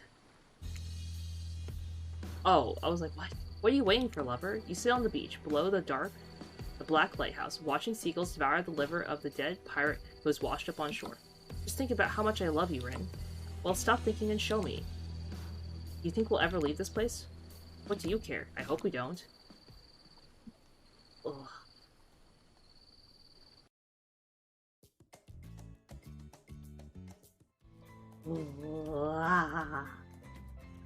That was all worth it. Worth the whole thing. Yeah. We did it. But yeah, everybody. Thank you guys all so much for hanging out with me today while we played this game. I really appreciate it. Speed run the Brain Killers. Maybe I'll play them in Discord. I don't know. I play them on my own. We'll see. Okay. But anyway, guys, I am very tired, so I'm gonna end stream now. But I hope you guys all have a great rest of your day. Thank you guys all so much for hanging out with me today. I really appreciate each and every one. I will see you guys all tomorrow for the end of Witchwood. So I hope you guys are excited for that. But anyway, have a great night, guys.